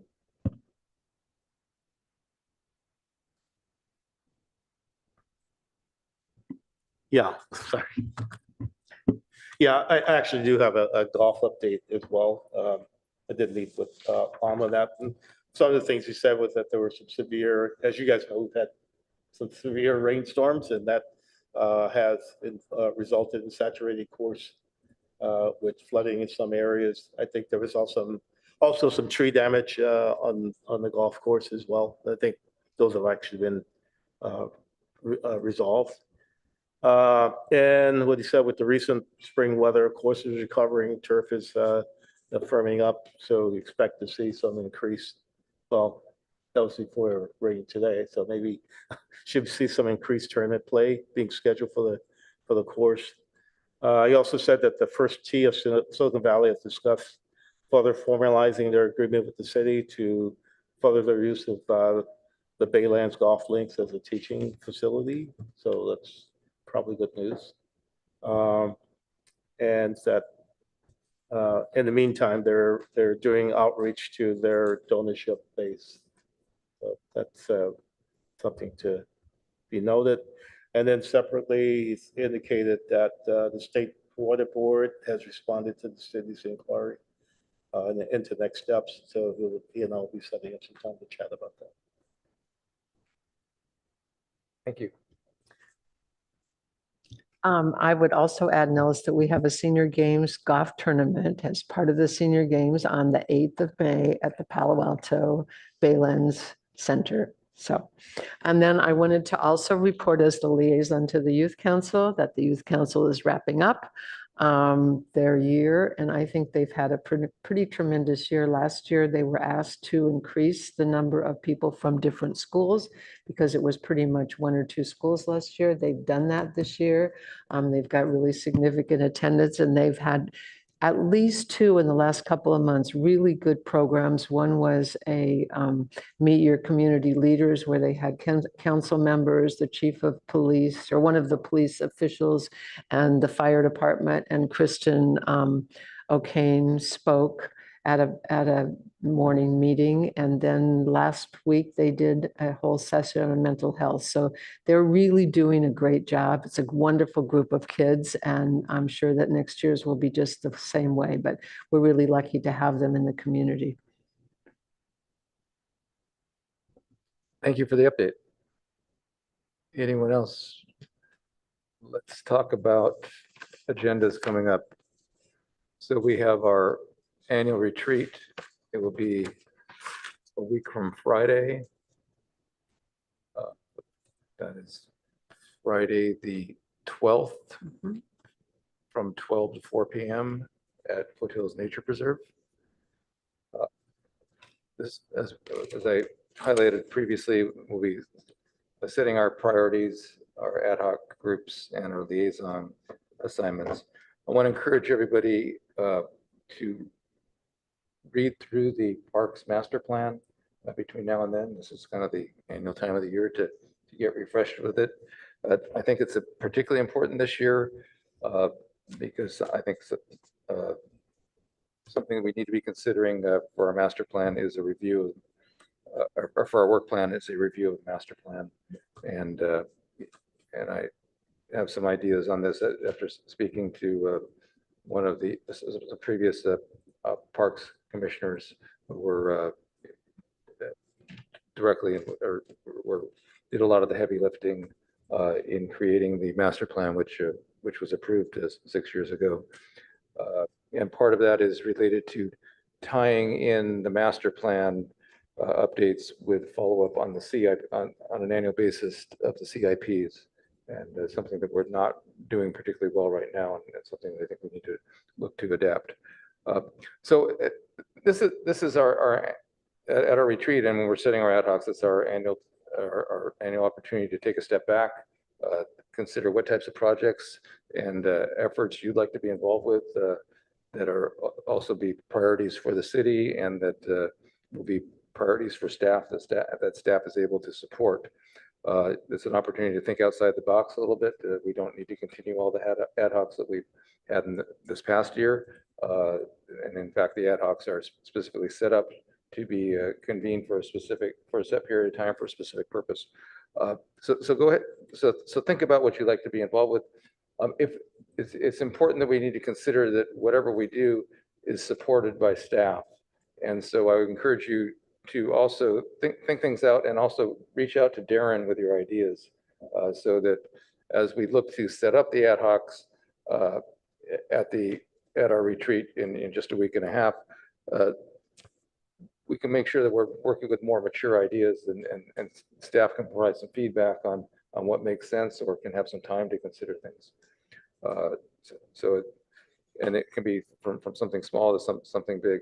You know, if somebody wants to pursue a more direct, more in-depth involvement with recreation programs and camps or something, some specific ideas, let's make sure that we're able to approach Darren and Adam Howard with the idea, rather than just coming out with it at the retreat. Darren, would you like to add anything regarding the retreat? No, just that would be great. If you could email me those ideas, and I'll try to run them through other CSD staff and perhaps Public Works Engineering, excuse me, as well, to get some other ideas. So I would sort of be prepped and prepared to respond to those ideas and share some feedback. We will generally follow the same format of a retreat. We'll start with a period of time of reflecting backwards, reflecting back and looking at the past year on the accomplishments of the commission, and then look at the city council's priorities for the year, establish our priorities in alignment with these, and then we'll work on the ad hocs and liaison assignments following that. And then we should also we should talk about our May meeting. I don't know if the only agenda item on that meeting may be completing our work plan. Darren, I don't know if there's something that would be urgent for us to include in addition to that. No, I don't think so. I think Okay. the work plan could be the topic. Then I'd also like to talk about the date of our meeting. Our normal meeting date is Tuesday, the 23rd. I will be on an airplane returning home from my daughter's college graduation during the meeting. So I wanted to suggest the possibility of pushing it a day to Wednesday, to meet on Wednesday, the 23rd. And I believe that everyone's been queried about that previously, and that we have confirmation from staff that a meeting room is available. Chair, the one thing is, I believe that was the 24th, 24th, did I keep come up the wrong Yeah. date? The Wednesday. Wednesday, the 24th. Okay, thank you. And we've got the chambers available that day. So is that the meeting date available to everyone?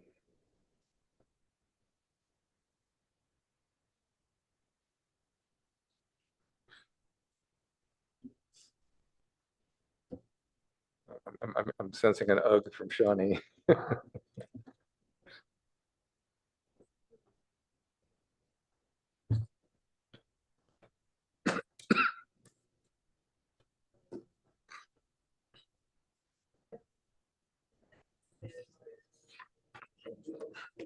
Okay, so we will plan on moving our meeting to a special meeting the day after. We're all set on schedules then for our retreat. Thank you everyone for helping confirm that date in advance. As mentioned, we are on a challenging but doable schedule to get our work plan completed. Any further announcements or comments? And then with that, I will call this meeting to a close. Thank you, everyone.